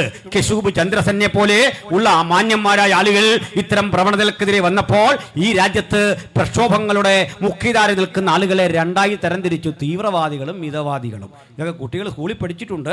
നമ്മളോർത്ത് ഇത്രയും നാൾ സ്വാതന്ത്ര്യത്തിന് വേണ്ടി ഇവർ തീവ്രമായി വാദിച്ചെന്ന ഒന്നുമല്ല. സ്വാതന്ത്ര്യത്തിന് വേണ്ടിയല്ല, മറിച്ച് 8ാം വയസ്സിൽ പെണ്ണ് കെട്ടാനും ഭർത്താവ് മരിച്ച ചിതയിൽ ചാടിച്ചാകാനും ഒക്കെ ഉള്ള സ്ത്രീയുടെ വിധിയെ അങ്ങനെ അറ്റസ്റ്റ് ചെയ്യുന്ന ബോധത്തെയാ ഈ തീവ്രവാദം എന്ന് പറയുന്നത്. ഈ പരിസ്ഥിതി ഇവിടെ നടമാടിയപ്പോൾ ഇവർ പിന്തുണച്ചുകൊണ്ട് 75,000 സ്ത്രീകൾ മുംബൈ നഗരത്തിലൂടെ വലിയ ജാഥ നടത്തിയെന്ന്. ഞങ്ങൾക്ക് സതി വേണം, നിങ്ങളാരാ ബ്രിട്ടീഷുകാരെ, സതി എങ്ങനെയും തരണം, ഇത്രയും നല്ലൊരു പ്രോഗ്രാം ഇല്ലെന്ന് ഇവരെ മുമ്പോട്ട് നയിച്ച ആ ബോധത്തെ ഞാൻ ചോദിക്കട്ടെ, ഇതൊക്കെയാണ് സനാതനമെങ്കിൽ ഇതൊന്ന് തിരിച്ചു കൊണ്ടുവരാൻ ധൈര്യമുണ്ടോ സുഹൃത്തുക്കളെ? ഒന്ന് കൊണ്ടോ നോക്ക്. പ്രബുദ്ധ ഇന്ത്യ കയ്യാമം വെച്ച് നിന്നെയൊക്കെ അകത്ത് കയറ്റും, മനസ്സിലായില്ലേ? ജയിലുകൾ തികയാതെ വരും. അപൂർവമായി നമ്മൾ ചില സംഭവങ്ങളൊക്കെ ഇങ്ങനെ കണ്ടിട്ടുണ്ട്, സതി പലയിടത്തും നടന്ന സംഭവങ്ങളൊക്കെ കണ്ടിട്ടുണ്ട്. പക്ഷേ സതി ശാശ്വതമായി നിരോധിക്കപ്പെട്ട അനുഭവങ്ങൾ ഉൾപ്പെടെ ഇന്ത്യയിൽ വലിയ മാറ്റം. അടുത്ത ഘട്ടം കണ്ടത് വിദ്യാഭ്യാസത്തിൻ്റെ സാർവത്രികവൽക്കരണമാണ്. എന്തായിരുന്നു ഇവിടെ വരെയുള്ള പരിസ്ഥിതി? ഞാൻ ഒന്നുകൂടി പറഞ്ഞത് ബോധ്യപ്പെടുത്താം. എൻ്റെ വാക്കുകൾ ഒരിക്കലും ഈ രാജ്യത്തിലെ ഭക്തന്മാരായ ഹിന്ദു സഹോദരന്മാർക്ക് വേണ്ടി എതിരെയല്ല. അവരുടെ ഭക്തിയും അവരുടെ പ്രാർത്ഥനയും അവരുടെ സ്വകാര്യതയാണ്. ഒരു മുസൽമാനെയോ ഹിന്ദുവിൻ്റെയോ ഭക്തി എന്തെന്ന് അവൻ തീരുമാനിക്കുന്നതിൽ എനിക്കോ നിങ്ങൾക്കോ യാതൊരു റോളുമില്ല, ഒരു കുഴപ്പമോ കാര്യത്തിലില്ല. ഞങ്ങൾ എതിർക്കുന്നത് ഇത്തരത്തിൽ ഭക്തിയുടെയും അനുഗ്രഹത്തിൻ്റെയും സിദ്ധാന്തത്തിൻ്റെയൊക്കെ മുഴുവൻ അടക്കിപ്പരിവുകാർ ഞങ്ങളാണെന്നും ഞങ്ങളോട് ചോദിച്ചിട്ട് മാത്രമേ നിങ്ങളിവിടെ ലഘുലേഖ വിതരണം ചെയ്യാവൂ എന്നൊക്കെ പുലമ്പുന്ന പാടുന്ന പറയുന്ന ഒരു തരം ഭരണവ്യവസ്ഥിതിയാണ് ഞങ്ങൾ എതിർക്കുന്നത്. മനസ്സിലായില്ലേ? ഇതിനെ എതിർക്കാതിരിക്കാൻ നിർവാഹമില്ല, അതിനെതിരെ നിലപാട് സ്വീകരിക്കാതിരിക്കാൻ നിർവാഹമില്ല. ആ നിലപാട് തറയിൽ നിന്നുകൊണ്ടാണ് ഞങ്ങൾ കാര്യങ്ങൾ പറയുന്നത്. ആ വസ്തുതയാണ് ഞങ്ങൾ പ്രഘോഷിക്കുന്നത്. അത്തരം ചിന്തകളാണ് ഞങ്ങൾ സമൂഹത്തിന് കൊടുക്കുന്നത്. ചുരുക്കി പറഞ്ഞു കഴിഞ്ഞാൽ എൻ്റെ ബഹുമാനപ്പെട്ട സുഹൃത്തുക്കളെ, ഈ രാജ്യത്ത് നിലനിന്നിരുന്ന ഈ വ്യവസ്ഥകൾ ഘട്ടം ഘട്ടമായി മാറുന്ന പിന്നെ കണ്ടത്. അതിലൊന്ന കലാലയങ്ങൾ രൂപപ്പെട്ടതോടുകൂടി ഇവിടെ എല്ലാവർക്കും വിദ്യാഭ്യാസം ചെയ്യാൻ കഴിയുമായിരുന്നില്ല. എന്താണ് അതിൻ്റെ കാരണം? ഈ രാജ്യത്ത് വിദ്യാഭ്യാസം അതുകൊണ്ട് ആളുകൾ ധരിച്ചിരുന്നത് സംസ്കൃതം പഠിക്കാനുള്ള കഴിവാ. നമ്മൾ കണ്ടിട്ടുണ്ട്, മേൽവസ്ത്രം ധരിക്കാതെ പൂണൂലിട്ടിരിക്കുന്ന ഒരു സംസ്കൃത പണ്ഡിതനെ നമ്മൾ പണ്ഡിതൻ എന്ന് വിളിച്ചത്. ഈ പണ്ഡിതന്മാരെന്താ പഠിപ്പിച്ചതെന്ന് അറിയണ്ടേ? കടൽ കടന്നു പോകുന്നത് പാപമാണ്, കടൽ കടന്നു പോകുന്നവൻ അശുദ്ധനാകും. അങ്ങനെ കടൽ കടന്നു പോകുന്നു എന്നതിന്റെ പേരിൽ നെഹ്റുവിന് പതിത്വം കൽപ്പിച്ച നാടാണിതെന്ന് ഓർക്കണം. കടൽ കടന്നുപോയി, നെഹ്റു ചെയ്ത കുറ്റമാ. കടൽ കടന്നുപോയി, അത് നെഹ്റുവിനെ വരുതിക്ക് നിർത്തിയ രാജ്യമായതെന്ന് ഓർത്തുകൊള്ളണം. നെഹ്റുവിന് പോലും പതിത്വം കൽപ്പിച്ചു, കടൽ കടന്നുപോയി. ലണ്ടനിൽ പഠിക്കാൻ പോയതിനാ ഈ കടൽ കടന്നുപോയി എന്ന് പറയുന്നത്. എന്നിട്ട് ഇന്നിവരെല്ലാം ലണ്ടനിൽ പോവുക, അതാ രസകരമായ കാര്യം. പഠിക്കാൻ വേണ്ടി അങ്ങോട്ട് പോവുക. ഈ പ്രമുഖരൊക്കെ പഠിക്കാൻ ഇത്തരം നിലത്തെഴുത്ത് കളരി ഒന്നുമല്ല തിരഞ്ഞെടുത്തത്. ജോൺ ബ്രിട്ടാസ് കഴിഞ്ഞ ദിവസം പറയുന്നുണ്ടല്ലോ, നിർമ്മലാ സീതാരാമൻ ആദ്യമായവരൊക്കെ പഠിച്ചത് നിലത്തെഴുത്ത് കളരിയിരുന്നുകൊണ്ട് തറാവറ പനയോ ഒന്നുമല്ലെന്നേ. അവരൊക്കെ പഠിച്ച ഇംഗ്ലീഷ്, ശുദ്ധമായ ഇംഗ്ലീഷ്. എൻ്റെ പാവ സഹോദരങ്ങളെ, ഇവരൊക്കെ ലോകത്തിലെ 1ാം നിര കോളേജുകളിലെ ലണ്ടൻ സ്കൂൾ ഓഫ് എക്കണോമിക്സിലും ഹാർവാർഡ് യൂണിവേഴ്സിറ്റിയിലൊക്കെ പഠിച്ചിട്ട് പാവങ്ങളെ തെരുവിലിറക്കുക. ഇതിനൊക്കെ എതിരെ നിങ്ങളെ കൊണ്ട് പറയിപ്പിച്ചിട്ട് അധികാരത്തിന്റെ സുഖലോലുവയിൽ ഇരുന്നു കൊണ്ട് നിങ്ങളെ പഠിക്കാതിരിക്കാൻ സമ്മതിക്കുക. ഈ പ്രവണതയ്ക്കെതിരെ മാറ്റമുണ്ടാക്കുന്ന ഒരു വിഷയമാണ് സുവിശേഷം എന്ന് പറയുന്നത്. ഞാൻ അതിലേക്ക് തന്നെ വരാം, ക്രമേണ വരാം. ഇനി നമുക്ക് നമ്മുടെ കേരളത്തിലേക്കൊന്ന് വരണം. ഏകദേശം ശാന്തസുന്ദരമായി പോയ ഒരു സ്ഥലം തന്നെയാണ് കേരളം. ഈ കേരളത്തിലെ സ്ഥിതിവിശേഷങ്ങൾക്കൊക്കെ മാറ്റം വന്നത് അങ്ങ് നമ്മുടെ വടക്കേണ്ടിയിൽ നിന്ന് ഘട്ടം ഘട്ടമായി നമ്മുടെ രാജ്യത്തിലേക്ക് കുടിയേറി വന്ന പരദേശ ബ്രാഹ്മണരുടെ വരവോടുകൂടിയാണ്. ഈ ആളുകൾ ടി മാധവറാവു ഉൾപ്പെടെയുള്ള പരദേശ ബ്രാഹ്മണർ ഘട്ടം ഘട്ടമായി കേരളത്തിൽ വന്ന് സ്ഥാനമുറപ്പിക്കുന്നു. AD 5 or 6 നൂറ്റാണ്ടിലൊക്കെയാണ് അവർ കേരളത്തിൽ വന്ന് സെറ്റിൽമെന്റ് നടത്തുന്നത്. നാട് ഭരിച്ചുകൊണ്ടിരുന്ന അന്നത്തെ ക്ഷത്രിയർ, അന്ന് ക്ഷത്രിയ ഒന്നും പറയാനില്ല, രാജാക്കന്മാർ അന്തസ്സായിട്ട് ഒരുവിധം അന്തസ്സായി രാജ്യം ഭരിക്കുമ്പോൾ ഈ മന്ത്രതന്ത്രാദികൾ കാട്ടി ഭയപ്പെടുത്തി വേദങ്ങൾ ഭൂതങ്ങൾ കാട്ടി ഭയപ്പെടുത്തിയിട്ട് പറഞ്ഞു, നിങ്ങൾ ഞങ്ങളെ അനുസരിച്ച് നിന്നില്ലേ, ഞാൻ ഇപ്പം മന്ത്രം ചൊല്ലും, സൂക്ഷിച്ചു നിന്നില്ലേ മന്ത്രം ചൊല്ലും, നീ കത്തിപ്പോകും. ഇത് കണ്ട് പേടിച്ചു പോയ കുറേ രാജാക്കന്മാരുണ്ടായിരുന്നു. അവരെല്ലാം ഈ പൗരോഹിത്യം അംഗീകരിച്ചു. അങ്ങനെ ആ പഴയ സംഭവമില്ലേ, ഋഗ്വേദത്തിൻ്റെ പുരുഷ സൂക്തം 10-ാം അധ്യായത്തിൽ പറയുന്ന സംഭവമില്ലേ, ബ്രഹ്മാവ് സൃഷ്ടിച്ചു. എങ്ങനെ? ഇവിടെ ഒരു കാര്യം കൂടി പറയാം. ഇസ്ലാമിക വീക്ഷണം അനുസരിച്ച് പ്രപഞ്ചത്തിന് ഒരു നാഥൻ, അവരുടെ വീക്ഷണത്തിലും കാഴ്ചപ്പാടിലും നിങ്ങൾക്ക് വൈരുദ്ധ്യമോ നിങ്ങൾക്ക് അഭിപ്രായ വ്യത്യാസമോ ഇല്ല, ഒരു പ്രപഞ്ചനാഥനെ അത് പഠിപ്പിക്കുന്നത്. ഇനി ജൂതന്റെ മതവീക്ഷണം അനുസരിച്ച് പ്രപഞ്ചത്തിനൊരു രക്ഷകൻ, മുഴുവൻ മനുഷ്യനും ഒരു ദൈവത്തിന്റെ സൃഷ്ടിയാണ്. ബൈബിൾ പഠിപ്പിക്കുന്ന അനുസരിച്ചോ ക്രൈസ്തവന്റെ വീക്ഷണം അനുസരിച്ചോ ഈ പ്രപഞ്ചത്തിന് മുഴുവൻ ഒരു സൃഷ്ടാവെന്ന് മാത്രമല്ല സകല സൃഷ്ടിയും ആ ദൈവത്തിൻ്റെതാണ്. അതാ തിരിച്ചങ്ങ് പറഞ്ഞാൽ മതി. ബഹുദൈവത്വ വിശ്വാസത്തെ ഞാൻ ധിക്കരിക്കുന്നില്ല, ഞാൻ അവരെ ആക്ഷേപിക്കുകയല്ല, തിരിച്ചാ പറയുന്നത്. സകല സൃഷ്ടിക്കും ഒരു ഉത്തരവാദി വേണമല്ലോ, സകല സൃഷ്ടിക്കും ഒരു കാരണഭൂതൻ വേണമല്ലോ. ആ കാരണഭൂതന്റെ ചരിത്രം തേടി ചെല്ലുമ്പോൾ ജൂതമതം പറയുന്നു അതാരാണെന്ന്, അഹൂരമസ്തയാണെന്ന് പേർഷ്യൻ മതം പറയുന്നു. പക്ഷേ ഇനി നമുക്ക് ക്രിസ്ത്യാനിറ്റിയിലേക്ക് വരാം. വേണ്ട, നമുക്ക് ശാസ്ത്രം തന്നെ എടുക്കാം. ശാസ്ത്രവീക്ഷണം അനുസരിച്ചും ഒരു പരിണാമം നടക്കണം. ആ പരിണാമത്തിന്റെ പരിണിത ഫലമായിട്ട് ഒരേ അപ്പനിൽ നിന്ന് ഒരേ അമ്മയിൽ നിന്ന് മനുഷ്യരാശിയൊക്കെ ഉണ്ടായി. ഇത് പരിണാമം കണ്ടുപിടിക്കുന്നതിനൊക്കെ കാലങ്ങൾക്കപ്പുറത്ത് വിശുദ്ധ ബൈബിളിലെ അപ്പോസ്തല പ്രവൃത്തി 17-ാം അധ്യായത്തിൽ പറയുകയാണ്, അവൻ ഭൂതലത്തിലെങ്ങും കുടിയിരിക്കാൻ ഒരുത്തരിൽ നിന്ന് മനുഷ്യജാതിയൊക്കെ ഉളവാക്കി, അവരുടെ നിവാസത്തിന് അതിരുകളും കാലങ്ങളും ഭാഷകളും നിശ്ചയിച്ചു. ഇതെല്ലാം പറയുന്നെങ്കിൽ നമ്മുടെ മാത്രം പ്രശ്നം എന്താ? ഇവിടെ ഇത്രയേ ഉള്ളൂ. ഇന്ത്യക്കാരായിട്ടുള്ള 4 ജാതിയെ മാത്രമേ സൃഷ്ടിക്കാൻ ഋഗ്വേദത്തിന്റെ ഗ്രന്ഥകാരന്മാർക്ക് കഴിഞ്ഞുള്ളൂ. 4 ജാതികളെ, ബ്രാഹ്മൺ, ക്ഷത്രിയൻ, വൈശ്യൻ, ശൂദ്രൻ, 4 ജാതി. ഈ 4 ജാതിക്ക് പുറത്തും മനുഷ്യരില്ലേ എൻ്റെ സഹോദര? ഈ മനുഷ്യരെയൊക്കെ ആരാണ് സൃഷ്ടിച്ചതെന്നുള്ള ചോദ്യത്തിന് ശശികല ടീച്ചർമാരൊരു മറുപടി പറയട്ടെ, എന്നിട്ട് വന്നെടുത്താൽ മതി. ആദിവാസികളുടെ പേറ്റന്റ്, ദലിതരുടെ പേറ്റന്റ്. ഈ ദലിതനെയും ആദിവാസിയെയും മറ്റു പിന്നോക്കനെയും സൃഷ്ടിക്കാൻ 1 മിനിറ്റ് ചിലവഴിക്കാത്ത ബ്രഹ്മാവിനെ ഞങ്ങളൊക്കെ പൂജിക്കണമെന്ന് പറഞ്ഞാൽ അത് എവിടുത്തെ ന്യായമായി ടീച്ചറെ? ആ ന്യായം എങ്ങനെ അംഗീകരിക്കും? ഞങ്ങളുടെ സൃഷ്ടിയുടെ മീതെ യാതൊരുവിധ കർത്തവ്യവുമില്ലാതെ ഞങ്ങളുടെ പേറ്റന്റ് എടുക്കാൻ വരട്ടെ. ഏത് ഗ്രന്ഥത്തിന്റെ ഏത് സൂക്തം വെച്ച് നിങ്ങൾ തെളിയിക്കും ഈ 4 ജാതിക്ക് പുറമേ മനുഷ്യരില്ലേ? മറ്റൊരു കാര്യം, ധർമ്മം ക്ഷയിച്ച് അധർമ്മം പെരുകുമ്പോഴൊക്കെയാണ് ഇത്തരം അവതാരങ്ങൾ പിറവിയെടുക്കുന്നത്. അത് ഇന്ത്യയിൽ ക്ഷയിക്കുമ്പോൾ രസകരമായൊരു കാര്യം, ഇതാ ഓണം വരുന്നു. കിളിത്തട്ട് കളി എന്ന് പറഞ്ഞൊരു പരിപാടി പണ്ടുണ്ട്, പണ്ടത്തെ ആൾ കളിക്കുമല്ലോ. അതിൽ ഈ കിളി എന്ന് പറഞ്ഞാൽ അതിൻ്റെ മെയിൻ ഒരാളുണ്ടല്ലോ. കിളി ഇങ്ങനെ ആളുകളെ താഴേക്ക് ഇറക്കുമ്പോൾ ഒരു നിബന്ധനയുണ്ട്, ഈ വരയെ കൂടെ തന്നെ ഓടണം, അപ്പുറത്തോ ഇപ്പുറത്തോ ചാടിപ്പോയാൽ ഫൗൾ, അടി ഫൗളാകും. അങ്ങനെയെങ്കിൽ ഇവിടേക്ക് അവതാരങ്ങൾ വന്നത് മുഴുവൻ ഈ ബൗണ്ടറിയിൽ നിന്ന് ഇങ്ങനെ കിളി കളിക്കുകയായിരുന്നു. എന്ന് വെച്ചാൽ ഈ ഭൂപടം, ഇന്ത്യയുടെ ഭൂപടത്തിനപ്പുറത്ത് മനുഷ്യരില്ലേ? അഫ്ഗാനിൽ മനുഷ്യരില്ലേ? ചൈനയിൽ മനുഷ്യരില്ലേ? അതിനപ്പുറത്ത് പാകിസ്ഥാനിൽ മനുഷ്യരില്ലേ? പണ്ട് പാകിസ്ഥാൻ ഇന്ത്യയുടെ കൂടെ, അതിനപ്പുറത്തെല്ലാം മനുഷ്യരുണ്ടേ. ഈ അവതാരങ്ങളുടെ കണ്ണൊരിക്കൽ പോലും ഇതിനപ്പുറത്തോട്ടൊന്നും പോയില്ല. ഇതിനപ്പുറത്തും മനുഷ്യരുണ്ടെന്ന് കാണാൻ പറ്റിയില്ല. പിന്നെങ്ങനെ വിശ്വേശ്വരനാകും? പിന്നെങ്ങനെ പ്രപഞ്ചനാഥനാകും? ഈ കിളികളിയൊക്കെ ഞങ്ങളെ പഠിപ്പിക്കാൻ വരട്ടെ. അതൊക്കെ അംഗീകരിക്കുന്നൊരു കാലമുണ്ടായിരുന്നു. ഞാൻ ഇന്ന് അഭിമാന പുരസ്സരം പറയും, ഞാൻ സത്യത്തിൽ മതപരിവർത്തനം ചെയ്ത ഒരു ക്രിസ്ത്യാനി തന്നെ, ഒരു സംശയവും വേണ്ട കാര്യത്തിൽ. അഭിമാന പുരസ്സരം അത് പറയുന്നത്. അതിൻ്റെ കാരണം കൂടി പറയാം. ഈ കൈ വണങ്ങി ഞാനും എൻ്റെ സഹോദരിയും വീട്ടിലിരുന്ന് വൈകിട്ട് പാടിയിട്ടുണ്ട്, ഭംഗിയോടെ ഭൂമി തൻ്റെ ബ്രാഹ്മണർക്ക് നൽകുവാൻ ഭാർഗവനായി വന്നുദിച്ച രാമ രാമ പാഹിമാം. നിങ്ങളെ പരിഹസിക്കല്ല, നിങ്ങൾ ആരും പാടിക്കൂ.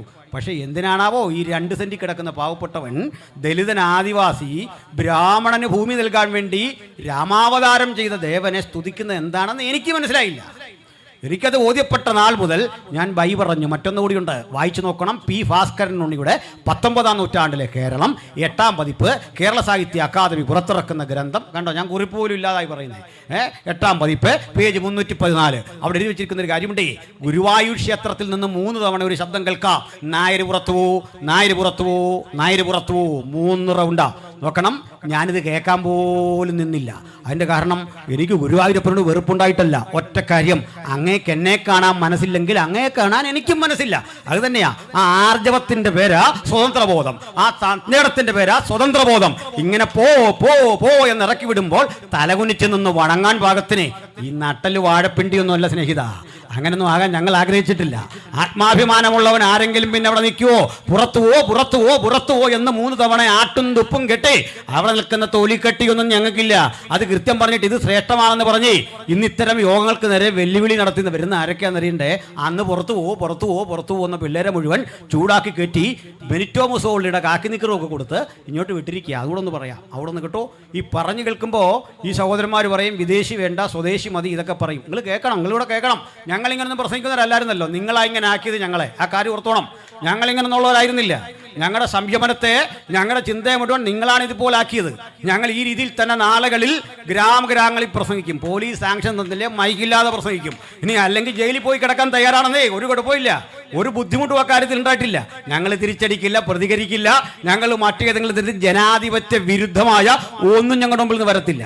ഇനി പോലീസ് അറസ്റ്റ് ചെയ്താലും കോടതി ഞങ്ങളെ വെറുതെ വിടും. കാരണം ഈ പ്രസംഗം ഇതുപോലെ റെക്കോർഡ് ചെയ്ത് അവിടെ കൊണ്ടുപോയാൽ തൽക്കാലം പ്രകോപനം ഉണ്ടാക്കുന്ന നിങ്ങളെയൊക്കെ ഒന്ന് തണുപ്പിക്കുക. അത്രയൊക്കെ ഉള്ളൂ, അതേ കാര്യമുള്ളൂ. അതിനപ്പുറത്തൊന്നുമില്ല. മനസ്സിലായില്ലേ? അവിടെ പോയി കിടന്നു വെച്ചാൽ ഞാനിഞ്ഞു പോരും. നമ്മുടെ കൂടെ കാശ് കൊണ്ടുണ്ടാക്കുന്ന സാധനമല്ലേ, അവിടെ നിന്ന് കിടന്ന് നോക്കാം. ഗാന്ധിജിയൊക്കെ കിടന്ന സ്ഥലമല്ലേ, നമുക്കൂടെ അവിടെ നിന്ന് കിടന്ന് നോക്കാം. ഇപ്പോൾ വായിക്കുന്ന സംഗതിയൊക്കെ അനുസരിച്ച് ജയിലിലെ ജീവിതം ഭയങ്കര സുഖമാണെന്നാണ് നമ്മുടെ ആ ചങ്ങാതി പറഞ്ഞത്. ഇടയ്ക്ക് ചാടിപ്പോയ ചങ്ങാതിയില്ലേ, അവൻ പറഞ്ഞ് പുറത്തിറങ്ങിയതിനേക്കാൾ നല്ലത് ജയിലിലാണെന്നാണ് പറഞ്ഞത്. മനസ്സിലായില്ലേ? ഞാൻ കുറച്ചാളായിട്ട് ആലോചിക്കുന്നത് എൻ്റെ ഈ ശരീരം ഒന്ന് മെച്ചപ്പെടുത്തണം എന്ന് കുറച്ചാളായിട്ട് ആഗ്രഹിച്ചുകൊണ്ടിരിക്കുന്ന ഒരു കാര്യം കൂടിയാണ്. പോട്ടെ, അപ്പോൾ തിരിച്ചു വരാം. അപ്പോൾ ഞാൻ എന്തിനാ പറഞ്ഞേ, ഈ രസകരമായൊരു സംഭവം ഉണ്ടേ. ചിലരിങ്ങനെ ചോദിക്കുന്ന ചോദ്യത്തിൻ്റെ ഉത്തരം. അപ്പോൾ ഈ രാജ്യത്ത് ആദിവാസിയുണ്ട്, ദലിതനുണ്ട്, ഇവരൊക്കെ പിന്നെ ആരാ? പറഞ്ഞുതരാം, അത് പഠിക്കണം, ശ്രദ്ധിച്ച് കേൾക്കണം. 1930 ഒരു വട്ടമേശ സമ്മേളനം നടക്കുന്നുണ്ട് ലണ്ടനിൽ. അപ്പോൾ ഇന്ത്യക്കാരായ ഇന്ത്യൻ നാഷണൽ കോൺഗ്രസും ഗാന്ധിജിയും ആ സമ്മേളനത്തിന് പോകണ്ട എന്ന് പറഞ്ഞു. എന്നിട്ടും അംബേദ്കറും ആഗഖാനും മുസ്ലിം ലീഗിൻ്റെ പ്രതികളൊക്കെ ആ സമ്മേളനത്തിന് പോയി. ആ സമ്മേളനത്തിൽ ഇങ്ങനെ ചർച്ചയ്ക്കകത്ത് മതന്യൂനപക്ഷങ്ങളുടെ ആവശ്യകതയെപ്പറ്റി ചർച്ച വരിക. മതന്യൂനപക്ഷങ്ങൾ എന്നാൽ പാഴ്സികളുണ്ട്, മുസ്ലിങ്ങളുണ്ട്, സിഖ്കാരുണ്ട്, ക്രൈസ്തവരുണ്ട്. അവരെല്ലാം അവകാശങ്ങളെപ്പറ്റി ചർച്ച വരുമ്പോൾ അംബേദ്കർ പറഞ്ഞു, ഞങ്ങൾ ഹിന്ദുക്കളല്ല, ഞങ്ങളും മുസ്ലിങ്ങളെപ്പോലെ, പാഴ്സികളെപ്പോലെ, ക്രിസ്ത്യാനികളെപ്പോലെ വേറിട്ടൊരു കൂട്ടരാണ്. ഇത് പറയാൻ പ്രചോദനം എന്താണെന്നറിയണ്ടേ? ഏതാണ്ട് സമകാലിക സംഭവങ്ങളിൽ പലരും ഇതേ കാര്യം പറഞ്ഞു. SNDP യോഗത്തിന്റെ ആദ്യകാല general secretary Shri E Madhavan എഴുതിയ പുസ്തകമുണ്ട്, കൊല്ലത്തുനിന്ന് മൈത്രി ബുക്സ് ഇപ്പോഴും പ്രസിദ്ധീകരിക്കുന്നുണ്ട്. അതിന്റെ പേര് സ്വതന്ത്ര സമുദായം. ആ സ്വതന്ത്ര സമുദായത്തിലെ ഒരു അധ്യായം തന്നെ ഈഴവർ ഹിന്ദുക്കളല്ല. മനസ്സിലായില്ലേ? ഇന്നിരുന്നു കൊണ്ട് കണിച്ചുകുളത്തുനിന്ന് തിട്ടൂരം പുറപ്പെടുവിക്കുന്ന മഹാനൊക്കെ മനസ്സിലാക്കിക്കൊള്ളൂ. നിങ്ങളുടെ നേതാവ് പണ്ട് പറഞ്ഞ വി ആർ നോട്ട് ഹിന്ദുസ്. രസകരമായ കാര്യം കേൾക്കണ്ടേ? മദൻ മോഹൻ മാളവ്യ കേരളത്തിൽ വന്നു. അദ്ദേഹം പ്രസംഗത്തിന്റെ ഒടുവിൽ വിളിച്ചു പറഞ്ഞു, ജയ് ശ്രീറാം. ഇത് കേട്ട് തൊട്ട് മുമ്പിൽ ഇരുന്നു കൊണ്ട് സഹോദരൻ അയ്യപ്പൻ എന്ന് പറഞ്ഞ ഒരു യുവചിന്തകൻ പറഞ്ഞു, ജയ് രാവണ. ആകപ്പാടെ വാദപ്രതിവാദമായി. ചോദിച്ചപ്പോൾ ഈഴവ സമൂഹത്തിൽപ്പെട്ട സഹോദരൻ അയ്യപ്പൻ വിളിച്ചു പറഞ്ഞു, രാമൻ എങ്ങനെ ഞങ്ങളുടെ ദൈവമാകും? കാരണം ശംഭൂകൻ എന്നറിയപ്പെടുന്ന ഒരു ശൂദ്രൻ തലകീഴായി തപസ് ചെയ്തപ്പോൾ നിഷ്കരണം അയാളുടെ തലയെറുത്തു മാറ്റിയ രാമനെ ഞങ്ങൾക്കെങ്ങനെ ആരാധിക്കാൻ പറ്റും? ഞങ്ങളുടെ ദേവൻ രാവണനാണ്. മനസ്സിലായില്ലേ? ഇങ്ങനെ പറഞ്ഞ ചുണക്കുട്ടികളായി ഈഴവരുണ്ടായിരുന്ന നാടായിരുന്നതെന്ന് ഓർത്തുകൊള്ളണം. മനസ്സിലാക്കണോ? അദ്ദേഹത്തിന്റെ പേരാ സഹോദരൻ അയ്യപ്പൻ. അദ്ദേഹം മറ്റൊന്നുകൂടി പറഞ്ഞു, തീയ സമുദായം, ഈഴവ സമൂഹം, ഹിന്ദുക്കളാണ് ഞങ്ങളെന്ന് പറയുന്നത് കാലപ്പഴക്കം കൊണ്ട് ഈ ചങ്ങല സ്വന്തമാണെന്ന് അടിമ പറയും പോലെയാണ്. ഇതെന്റെ ശരീര അവയവം പോലെയാണെന്നാണ്. കാരണം ഈഴവരെ പറ്റി, ദലിതരെ പറ്റി, മറ്റ് പിന്നോക്കരെ പറ്റി, ആദിവാസികളെ പറ്റി ഒരു വേദത്തിലും ഒരു അക്ഷരം ഉരിയാടുന്നില്ല. ഇനി മറ്റു ചില കൂട്ടരെ കുറിച്ച് നിങ്ങൾ കേട്ടിട്ടുണ്ടോ? കൂടെ പറയാം. ചണ്ടാളർ, ഈ പദമൊക്കെ കേട്ടിട്ടുണ്ടോ? ഈ ചണ്ടാളർ എന്നൊക്കെ ചിലർ കേൾക്കുമ്പോൾ ഒരു അപകർഷതാബോധത്തോടെ കേട്ടിരിക്കുക. ഇത് ആരുടെ കാര്യം? ഈ ചണ്ടാളൻ. പറയാം. നമ്മളൊരു പാട്ടൊക്കെ പഠിച്ചല്ലോ. അല്ലല്ലെന്തൂ കഥ ഇതു കഷ്ടമേ, അല്ലല്ല അങ്ങ് ജാതി മറന്നുവോ, നീചനാരിതൻ കയ്യാൽ ജലം വാങ്ങി യാചമിക്കുമോ ചെല്ലും ആര്യന്മാർ, ഗ്രാമത്തിൻ പുറത്തെങ്ങോ വസിക്കുന്ന ചാമർ നായകൻ തൻ്റെ കിടാത്തി ഞാൻ. കേട്ടിട്ടുണ്ട് അല്ലേ? പഴയ ആൾക്കാരൊക്കെ കേട്ടിട്ടുണ്ട്. അതിൽ ഈ ചണ്ടാളൻ എന്ന് പറഞ്ഞ ആരാന്ന് അറിയണ്ടേ? എൻ്റെ പൊന്നു സ്നേഹിത, ഈ ചണ്ടാളൻ എന്ന് പറഞ്ഞാൽ ഇവിടെ നിന്ന് ടാക്സി പിടിച്ചു വന്ന ആളോ അന്യഗ്രഹത്തിൽ നിന്ന് ഇറങ്ങി വന്ന ആളോ അല്ല. അതൊക്കെ കേൾക്കണ്ടേ? ഈ രാജ്യത്തൊരു വ്യവസ്ഥയുണ്ട്, അനുലോമ ജാതി, പ്രതിലോമ ജാതി. എന്താ അനുലോമ ജാതി എന്ന് പറഞ്ഞാൽ ബ്രാഹ്മൺ ക്ഷത്രിയനെ കെട്ടാം, ക്ഷത്രിയ പെണ്ണിനെ കെട്ടാം, വൈശ്യപ്പെണ്ണിനെ കെട്ടാം, ശൂദ്രപ്പെണ്ണിനെ കെട്ടാം. പക്ഷേ ഈ ശൂദ്രരെ കെട്ടുമ്പോൾ മാത്രം പ്രത്യേകതയുണ്ട്. അതിന് കല്യാണം എന്ന് പറയില്ല, സംബന്ധം എന്നേ പറയൂ. സംബന്ധം. കാരണം കല്യാണം എന്ന് പറഞ്ഞാൽ അത് കയറിയ റാങ്ക് കൂടിയൊരു കാര്യമാണല്ലോ, അങ്ങനെ പറയാൻ അറപ്പ് മക്കളാണ്. അപ്പോൾ അയിത്തം സ്ത്രീക്ക് കാര്യമായിട്ടില്ലായിരുന്നു ഈ പറഞ്ഞു വന്നതിൻ്റെ അർത്ഥം. ഈ പറഞ്ഞു രണ്ട് കാര്യത്തിന് പണ്ടും വലിയ അയിത്തമൊന്നുമില്ല. ഒന്ന് ഈ സമ്പത്തിനും വലിയ അയിത്തം ഇല്ല. ആരിട്ട പൈസയും കാണിക്കയിലെടുക്കും. ആദിവാസി ഇട്ട പൈസ എടുക്കും, ദലിതനിട്ട പൈസ എടുക്കും, ദരിദ്രനിട്ട പൈസ ഒരു കുഴപ്പമില്ലാതെ എടുക്കും. രണ്ടാമത്തെ കാര്യം, സ്ത്രീക്കും വലിയ അയിത്തമൊന്നും ഉണ്ടായിട്ടില്ല. അതാ പറഞ്ഞു വരുന്നത്. പക്ഷേ ഒരു ഫുള്ളി സബ്സ്ക്രൈബ്ഡ് മാരേജ് അല്ല, അതുകൊണ്ട് വിളിക്കും സംബന്ധം. അപ്പം നമുക്ക് തൽക്കാലം അസംബന്ധം എന്ന് പേരിടേണ്ടി വരും. കാരണം താഴോട്ട് ഇങ്ങനെ കെട്ടുക. പക്ഷെ ഒരു കാരണവശാലും കെട്ട് മുകളിലോട്ട് പാടില്ല. പുരുഷന്, അതായത് ഒരു ശൂദ്രന് മുകളിൽ കയറി കെട്ടാൻ പാടില്ല, മുകളിലേക്ക് ക്ഷത്രിയനെ കെട്ടാൻ പാടില്ല. അങ്ങനെ വരുമ്പോൾ ഏതെങ്കിലും വിധത്തിലൊരു ശൂദ്രൻ ഒരു ബ്രാഹ്മണ സ്ത്രീയെ പ്രണയിച്ച് കല്യാണം കഴിച്ചതിലൊരു കുട്ടി ജനിച്ചാൽ അവൻ്റെ പേരാ ചണ്ടാളൻ. മനസ്സിലായോ? മനസ്സിലായില്ല? അല്ല, ദൂരെ നിന്നും ടാക്സി പിടിച്ചു വന്നല്ലെന്നും. ചണ്ടാളെന്ന് പറഞ്ഞാൽ ക്ലോൺ ചെയ്തെടുത്ത സാധനമൊന്നുമല്ലെന്നും. ശൂദ്രനായൊരു പുരുഷനെ, ശൂദ്രൻ പറഞ്ഞാൽ നായരായൊരു പുരുഷനെ മനസ്സിലാക്കാൻ വേണ്ടി പറയാം. എന്നോട് ചിലപ്പോൾ ആൾ പറയാറുണ്ട്, ഇങ്ങനെ പറയൻ പുലകൻ ശൂദ്രൻ നായരെന്നൊക്കെ പച്ചയ്ക്ക് പറയരുത്. എൻ്റെ സ്നേഹിത, മൂർഖനെന്ന് വിളിക്കാനേ പറ്റൂ, തത്തമ്മയെന്ന് വിളിക്കാനൊന്നും പറ്റില്ല. ഇത് നമ്മളുണ്ടാക്കിയെന്നല്ല, ഇത് മനുസ്മൃതിയിലുള്ള സാധനമാണ്. ഞാൻ പറഞ്ഞല്ലേ, അതങ്ങ് മാറ്റ്.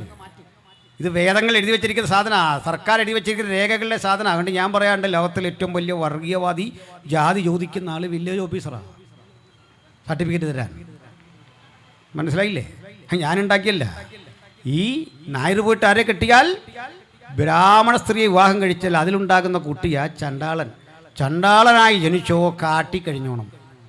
കാട്ടിൽ ജീവിക്കണം. ആരെങ്കിലുമൊക്കെ വലിച്ചെറിയുന്ന ഭക്ഷണമൊക്കെ കഴിച്ച് തള്ളയും ബഹിഷ്കരിക്കപ്പെടും. കുറേ നാൾ കഴിഞ്ഞ് അവർ കാട്ടി കിടക്കുക. പുറത്തോട്ട് വരാൻ ഇലയാ ചുറ്റിയിരിക്കുന്നത്. അല്ല, ആദിവാസി എന്ന് പറഞ്ഞൊരു വർഗം പ്രത്യേകിച്ച് ദൈവം സൃഷ്ടിച്ച് കാട്ടിലിട്ടതല്ല. മനസ്സിലായില്ലേ? പാവങ്ങൾ. ഇങ്ങനെ രൂപപ്പെട്ടവൻ്റെ വസ്ത്രം വെറും ഇലയാ. മറ്റൊരവസ്ഥ, അവന് വേറൊരു വസ്ത്രം വെച്ചിട്ടുണ്ട്. ഈ ചുടലയിൽ ആളുകളുടെ ശവമടക്കാൻ വരും.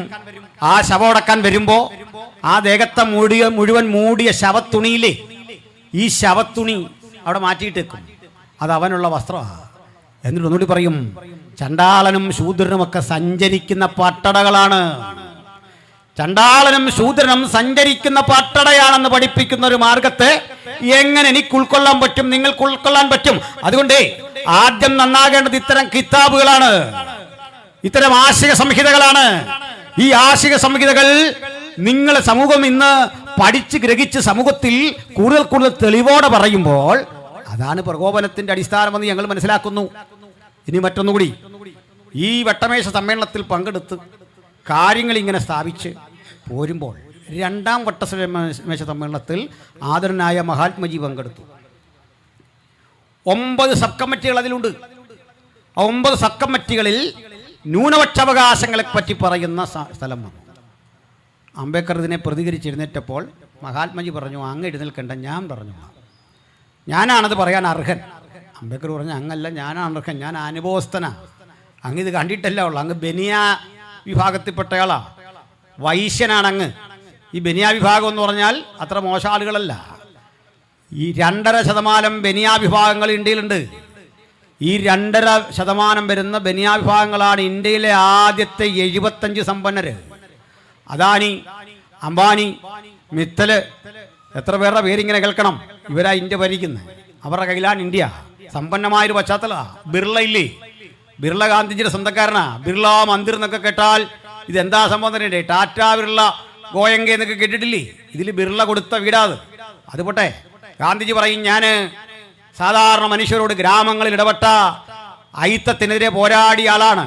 മഹാത്മജി പ്രതികരിച്ചു, അലയോ അംബേദ്കർ പ്രതികരിച്ചു, മഹാത്മജി, അങ്ങ് അയിത്തത്തിനെതിരെ പോരാടിയ ഒരു രീതി ഞാൻ കേട്ടിട്ടുണ്ട്. അങ്ങ് സാധുക്കളൊരു ഗ്രാമത്തിൽ ചെന്നു, ചാമർ തിങ്ങി നിൽക്കുന്ന ഗ്രാമത്തിൽ അങ്ങയോടുള്ള സ്നേഹം നിമിത്തം ആളുകൾ അങ്ങേക്ക് കടല കൊണ്ട് കാഴ്ചവെച്ചു, കടല ഭക്ഷിക്കാൻ.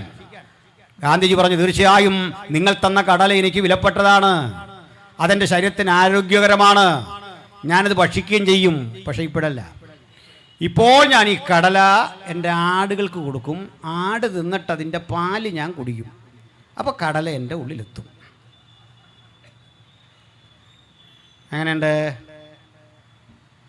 എങ്ങനെയുണ്ട്?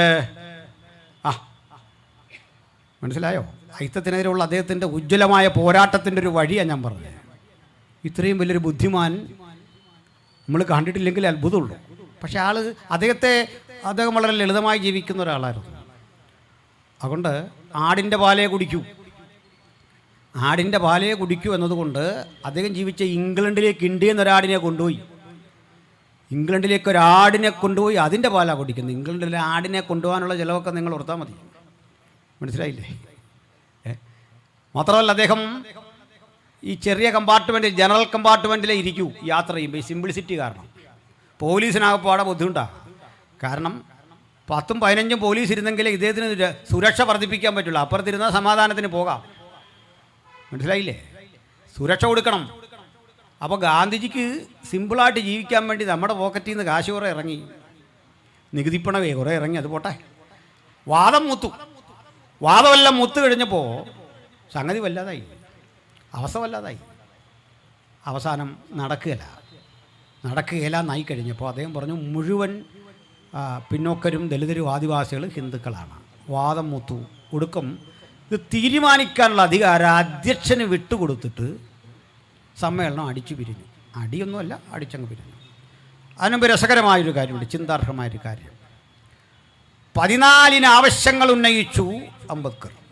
അന്ന് അതൊക്കെ പാലിക്കപ്പെട്ടിരുന്നെങ്കിൽ ഈ രാജ്യത്തിന്ന് യാതൊരു വർഗീയതയും ഉണ്ടാവില്ല. സ്വസ്ഥതയോടെ ജീവിക്കാൻ പാകത്തിന് കാഴ്ചപ്പാടുള്ള ബാബാ സാഹേബ് വെച്ച ഐഡിയകൾ മുഴുവൻ നിരാകരിക്കപ്പെട്ടത് എങ്ങനെയെന്ന് പറയട്ടെ. ഇത് മുഴുവൻ അധ്യക്ഷനായിരുന്ന റാംസേ മക്ഡൊണാൾഡ് എന്നറിയപ്പെടുന്ന ബ്രിട്ടീഷ് പ്രധാനമന്ത്രി ഏൽപ്പിച്ചു. ആ പ്രമേയത്തിൽ ഒപ്പിടാത്ത ഒരാളേ ഉള്ളൂ, അംബേദ്കർ. തിരിച്ചു പോകുന്നു.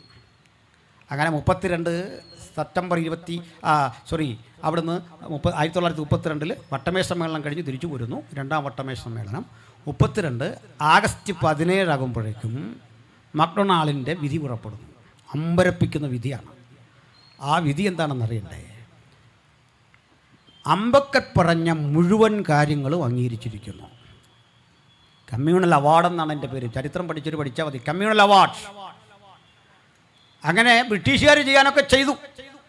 പക്ഷെ ഇന്ത്യയിൽ കലാപം പൊട്ടിപ്പുറപ്പെട്ടിട്ട് ആദരനായ മഹാത്മജി പൂനെയിലെ ഇർവാഡ ജയിലിൽ മരണം വരെ നിരാഹാരം. ഗാന്ധിജി നയിച്ച നിരാഹാരങ്ങളുടെ എണ്ണം 21 നിരാഹാരങ്ങളിൽ മരണം വരെ നിരാഹാരം ഇരിക്കും എന്ന് പറഞ്ഞത് ഒറ്റ കാര്യത്തിനാണ്. അതെന്താണെന്നറിയണ്ടേ? അതാ രസകരം. ദലിതരും ആദിവാസികളെല്ലാം ഹിന്ദുക്കളാണ്. ഋഗ്വേദം പോയി, മനുസ്മൃതി പോയി, ചാതുവർണ്ണത്തിൽ ഉൾപ്പെടാത്തവരെ കൂടി ചേർത്തുകൊണ്ട് 1935 ഒരു ലിസ്റ്റ് പുറത്തിറങ്ങി. ആ ലിസ്റ്റ് അനുസരിച്ച പട്ടികയിൽപ്പെട്ട ജാതി ST SC എന്ന നിലയിലേക്കൊക്കെ ലിസ്റ്റ് വരുന്നത്. ആ ലിസ്റ്റിന് മുമ്പ് ഈ രാജ്യത്തിലെ ദലിതരോ ആദിവാസികളോ ഹിന്ദുക്കളല്ല. രണ്ടാമത്തെ തെളിവ് ഞാൻ പറയുന്നു. 1911 ബ്രിട്ടീഷ് ഇന്ത്യയിൽ ഒരു സെൻസസ് നടന്നു. 1881 1911 ചില സെൻസസുകൾ നടക്കുന്നുണ്ട്. ആ സെൻസസിൽ, കാസ്റ്റ് തിരിച്ച് നടത്തിയ സെൻസസിൽ ആരാണ് ഈ അൺടച്ചബിൾസ്, അസ്പൃശ്യർ എന്ന് ചോദിക്കുന്ന ചോദ്യത്തിന് സായിപ്പ് കണ്ടെത്തുന്ന ഉത്തരം 10 എണ്ണമാണ്. 1, ബ്രാഹ്മണ്യത്തെ നിഷേധിക്കുന്നവരോ ബ്രാഹ്മണ്യം നിഷേധിച്ചവരോ, അതായത് പുസ്തകത്തിൽ കാണാത്തവർ. 2, വേദങ്ങളുടെ ഒതൻറ്റിസിറ്റി, ആധികാരികത നിരസിച്ചവർ. 3, പശുമാംസം ഭക്ഷിക്കുന്നവർ. 4, ഹിന്ദു ദൈവങ്ങളെ ആരാധിക്കാത്തവർ. വീണ്ടും പശുമാംസം ഭക്ഷിക്കുന്ന ആളുകൾ മാത്രമല്ല, പൊളൂട്ടഡ് ആക്കുന്നവർ, മലിനപ്പെടുത്തുന്നവർ. ഇങ്ങനെ 8-10 നിബന്ധനകൾ കൃത്യമായി രേഖപ്പെടുത്തി വച്ചു. ഇങ്ങനെയാണ് ഈ പൊളൂട്ടഡ് കമ്മ്യൂണിറ്റിയെ കണ്ടുപിടിക്കുന്നത്. അതാണ് കാര്യങ്ങളുടെ കിടപ്പ്. എന്തിനാണ് ഇത്രയും ബോധ്യപ്പെടുത്തിയത്? ഇവരൊന്നും ഒരിക്കലും ധരിച്ചില്ല ഞങ്ങൾ ഹിന്ദുക്കളാണെന്ന്. അവരെ ആരാണ് ഇതാക്കിയത്? എല്ലാം പോകട്ടെ. ഇനിയിപ്പോൾ വന്ദന ഫ്രാൻസിസും പ്രീതി മേരിയും ഇവരെ മതം മാറ്റുകയല്ല. മതം മാറ്റാൻ അവർ മതത്തിൻ്റെ ഭാഗമല്ല. 32 നടന്ന പൂനാ പാക്റ്റില്ലേ, ആ സെപ്റ്റംബർ 24 പൂനാ പാക്റ്റ്, അവിടെ മുതൽ ഇങ്ങോട്ട് എടുത്തെങ്കിൽ ആ കണക്കനുസരിച്ച് മാത്രമേ ഈ ലിസ്റ്റ് ഇത്ര വിശാലമാക്കിക്കൊണ്ട് ഒരു ഭൂരിപക്ഷ ജനത എന്ന നിലയിലേക്ക് ഇന്നത്തെ നമ്മുടെ ഹൈന്ദവ ലോകം വളർന്നത്. തത്വം വെച്ച് പറഞ്ഞാൽ മുസ്ലിങ്ങളെ പോലെ ക്രൈസ്തവരെ പോലെ ഒരു ന്യൂനപക്ഷത്തിൻ്റെ പേരാ ഹിന്ദുയിസം. അതെന്താ അങ്ങനെ പറയാൻ കാരണം? ഈ 4 ജാതി ആകുള്ളൂ, അതുകൊണ്ടാണ്. ബാക്കി ആകില്ല. എങ്ങനെയാണ് ആക്കുന്നത്? എന്താണ് അതിൻ്റെ മാനദണ്ഡം? അതിനാണ് കഴിഞ്ഞ ദിവസം മൈത്രേയൻ ചോദിക്കുന്നൊരു ചോദ്യം. ഒരു മുസ്ലിമിന് തോന്നുക എനിക്ക് ഹിന്ദു ആകണം, കർമ്മം നടത്തി അങ്ങോട്ട് വന്നാൽ നിങ്ങൾ എന്നെ ആരാണ് ആക്കുന്നത് പറ. ബ്രാഹ്മണാക്കോ, ക്ഷത്രിയനാക്കോ, വൈശ്യനാക്കോ, ശൂദ്രനാക്കോ പറ. ഒരു ക്രിസ്ത്യാനിക്ക് തിരിച്ചിങ്ങനെ ആകണം, ഒരു യഹൂദന് ഹിന്ദു ആകണം. നിങ്ങൾ ആരെയാണ് ആക്കുന്നത്? ചാതുർവർണ്ണ്യം ഒഴിവാക്കിക്കൊണ്ടൊരു സനാതനധർമ്മം പറ്റുമോ? പറ്റുമെങ്കിൽ അതിൻ്റെ കാരണം എന്താണ്? ഈ ചോദ്യങ്ങൾക്ക് ഉത്തരമില്ല. ഇനി അതെല്ലാം പോയിക്കൊള്ളട്ടെ. ആനുകാലികമായ ഭക്തിയുടെയും പരിവർത്തനത്തിൻ്റെയൊക്കെ തലത്തിൽ ഞാനതിനെ വിടുന്നു. കാരണം സാംസ്കാരിക പരിവർത്തനങ്ങളിലൂടെ, നവോത്ഥാനങ്ങളിലൂടെ ഇത്തരം പ്രശ്നങ്ങളെയൊക്കെ ചോദ്യം ചെയ്ത കേരളം വളർന്നേ. മറുവശത്ത് ഞങ്ങളെന്താണ് ഈ രാജ്യത്ത് ചെയ്തത് എന്ന് പറയാം. ഇങ്ങനെ മതത്തിന് വേണ്ടാത്ത, ബ്രാഹ്മൺ ചെന്ന് പൂജ ചെയ്യാത്ത, എച്ചിലയിൽ ഭക്ഷിക്കാനിട്ട് കൊടുക്കുന്ന, പട്ടടകളിലെ ശവത്തുണി കൊണ്ട് ഉടുക്കാൻ പഠിപ്പിക്കുന്ന ഇത്തരം മ്ലേച്ഛതയ്ക്കെതിരെ ഞങ്ങൾ ചെന്ന് അട്ടഹാസം മുഴക്കുകയോ സമരം ചെയ്യുകയല്ല ചെയ്തത്. ഈ നാടുകളിൽ ചെന്ന് ആളുകളെ പെറുക്കിയെടുത്തു. അത്തരം ആളുകളോട് ഞങ്ങൾ ചെന്ന് ഞങ്ങൾക്ക് പറയാൻ ഒരു സുവിശേഷമുണ്ടായിരുന്നു. ഞങ്ങൾ അവരുടെ ആദ്യം പറഞ്ഞ ക്രിസ്ത്യാനിയാകാനല്ല, നിങ്ങൾ മനുഷ്യരാണ്, നിങ്ങൾ ആത്മാഭിമാനത്തോടെ ഈ രാജ്യത്ത് ജീവിക്കേണ്ടവരാണ്, എൻ്റെയും നിങ്ങളുടെയും സിരകളിൽ ഓടുന്ന രക്തം തുല്യമാണ് എന്ന് പഠിപ്പിക്കാൻ ഞങ്ങൾ ഉപദേശിച്ചൊരു മാർഗമുണ്ട്. ആ മാർഗത്തിന്റെ പേരാണ് സുവിശേഷം. ആ സുവിശേഷം പ്രസംഗിക്കുന്നത് മതപരിവർത്തനമാണെന്ന് നിങ്ങൾക്ക് നിശ്ചയമുണ്ടെങ്കിൽ, അതിനങ്ങനെയാണ് നിങ്ങൾ പേരിടുന്നതെങ്കിൽ, ഞങ്ങൾ ഈ പ്രവൃത്തി അഭംഗുരം തുടരുക തന്നെ ചെയ്യും. കാരണം മനുഷ്യത്വത്തിന്റെ ആത്മാഭിമാനത്തിലേക്ക്, അന്തസ്സിലേക്ക്, ആഭിജാത്യബോധത്തിലേക്ക് ഈ ജനതയെ മാറ്റിയെടുക്കാനുള്ള വലിയ ഉത്തരവാദിത്വം ഈ രാജ്യത്ത് ആദ്യം നിറവേറിയത് ഈ രാജ്യത്തിലെ മിഷണറിമാരാണ്. ഞാൻ ഒന്നുകൂടി പറയുന്നു. ചില ആളുകൾ പറയും എന്തൊക്കെയോ സൗജന്യം കിട്ടാൻ, മതം മാറി പാൽപ്പൊടി കിട്ടാൻ, വസ്ത്രം കിട്ടാൻ, അതിനൊക്കെ വേണ്ടി പോകുന്ന രസാപരമായൊരു കാര്യം. ബഹുമാനായ ശ്രീ കെ സുരേന്ദ്രൻ, കഴിഞ്ഞ BJP-യുടെ മുൻ പ്രസിഡന്റ്, സംസ്ഥാന പ്രസിഡന്റ്, അദ്ദേഹം ഒരു പോസ്റ്റ് ഇട്ടു. അതിൽ രണ്ടുപേരുടെ ഫോട്ടോയുണ്ട്. ഒന്ന് ശ്രീ P. വിജുവിൻ്റെയാണ്, CPM നേതാവ്. മറ്റൊരാൾ ശ്രീ കൊടിക്കുന്നിൽ സുരേഷാണ്. ഈ രണ്ടുപേരുടെ ചിത്രമിട്ടിട്ട് പറയാണ്, ഇതാ സംവരണം തട്ടിയെടുക്കുന്നു, ഇവർ ക്രിസ്ത്യാനികളാണ്, പേര് കൊണ്ട് ഇവർ ഹിന്ദുക്കളാണ്, എന്നിട്ട് ഇതാ സംവരണം തട്ടിയെടുക്കുന്നു എന്ന് പറഞ്ഞുകൊണ്ട് സനാതനധർമ്മത്തിന് വേണ്ടി വാദിക്കുമ്പോൾ, പ്രിയപ്പെട്ട സുരേന്ദ്ര, താങ്കളെപ്പോലും സനാതനധർമ്മം കാലുകൊണ്ടടിച്ച് പുറത്തു കളഞ്ഞിരുന്നൊരു കാലമുണ്ടായിരുന്ന കാര്യം താങ്കൾ വിസ്മരിച്ചു പോരുന്നോ? ഞാൻ പറയട്ടെ, TK മാധവന്റെ അമ്മയുടെ ചരിത്രം, ഭാര്യ മാതാവിന്റെ ചരിത്രം ഞാനൊരു വീഡിയോയിൽ പറയുന്നുണ്ട്. ഈ TK മാധവന്റെ ഭാര്യയുടെ അമ്മ, അവർക്ക് രോഗാവസ്ഥ വന്നപ്പോൾ ബ്രാഹ്മൺ കഴിച്ച് എച്ചിലയിൽ ഭക്ഷണം കഴിക്കേണ്ട വിധി വന്നു. ഈ എച്ചിലയിൽ ഭക്ഷിക്കാൻ വിധിക്കപ്പെട്ട അവസ്ഥയിൽ നിന്ന് മാന്യമായ ആഹാരം ഹോട്ടലിൽ കയറി കഴിക്കാൻ, അതിനി ബീഫാണോ അല്ലയോ എന്ന് എനിക്കറിയില്ല, ഇത്ര അന്തസാർന്ന ആഹാരം കഴിക്കത്തക്ക വിധത്തിൽ അങ്ങേക്ക് ആഭിജാത്യം വളർത്തി തന്ന ആരാ? അത് മനസ്സിലാക്കിക്കൊള്ളണം. ഈ മാറ്റങ്ങളുടെ മുഴുവൻ അടിസ്ഥാനം ആരാ? നിങ്ങൾ ഈ രാജ്യത്ത് വളർന്നുപോയ മുഴുവൻ മനുഷ്യന്റെയും ചരിത്രം പഠിച്ചാൽ അവരെല്ലാം പിന്നിൽ ഒരു ക്രിസ്തീയ സ്ഥാപനത്തിന്റെ സ്വാധീനമുണ്ട്. മഹാനായ ശശി തരൂർ പഠിച്ചത് എവിടെയാണ്? പ്രിയപ്പെട്ട രാഹുൽ ഗാന്ധി പഠിച്ചത് എവിടെയാണ്? ആദരണീയായ നിർമ്മല സീതാരാമൻ പഠിച്ചത് എവിടെയാണ്? ഇത്തരം ആളുകളുടെ പേര് ജോൺ ബ്രിട്ടാസ് ചോദിക്കുമ്പോൾ ഉത്തരമില്ലാതെ പരുങ്ങുന്ന ഈ വ്യവസ്ഥയിലെ, മിണ്ടാതിരിക്കുന്ന വ്യവസ്ഥയിലെ ആ കാര്യം ഞങ്ങൾക്കൊന്ന് ഉണർത്തിച്ച് ഓർമ്മപ്പെടുത്തി പറയാനുണ്ട്.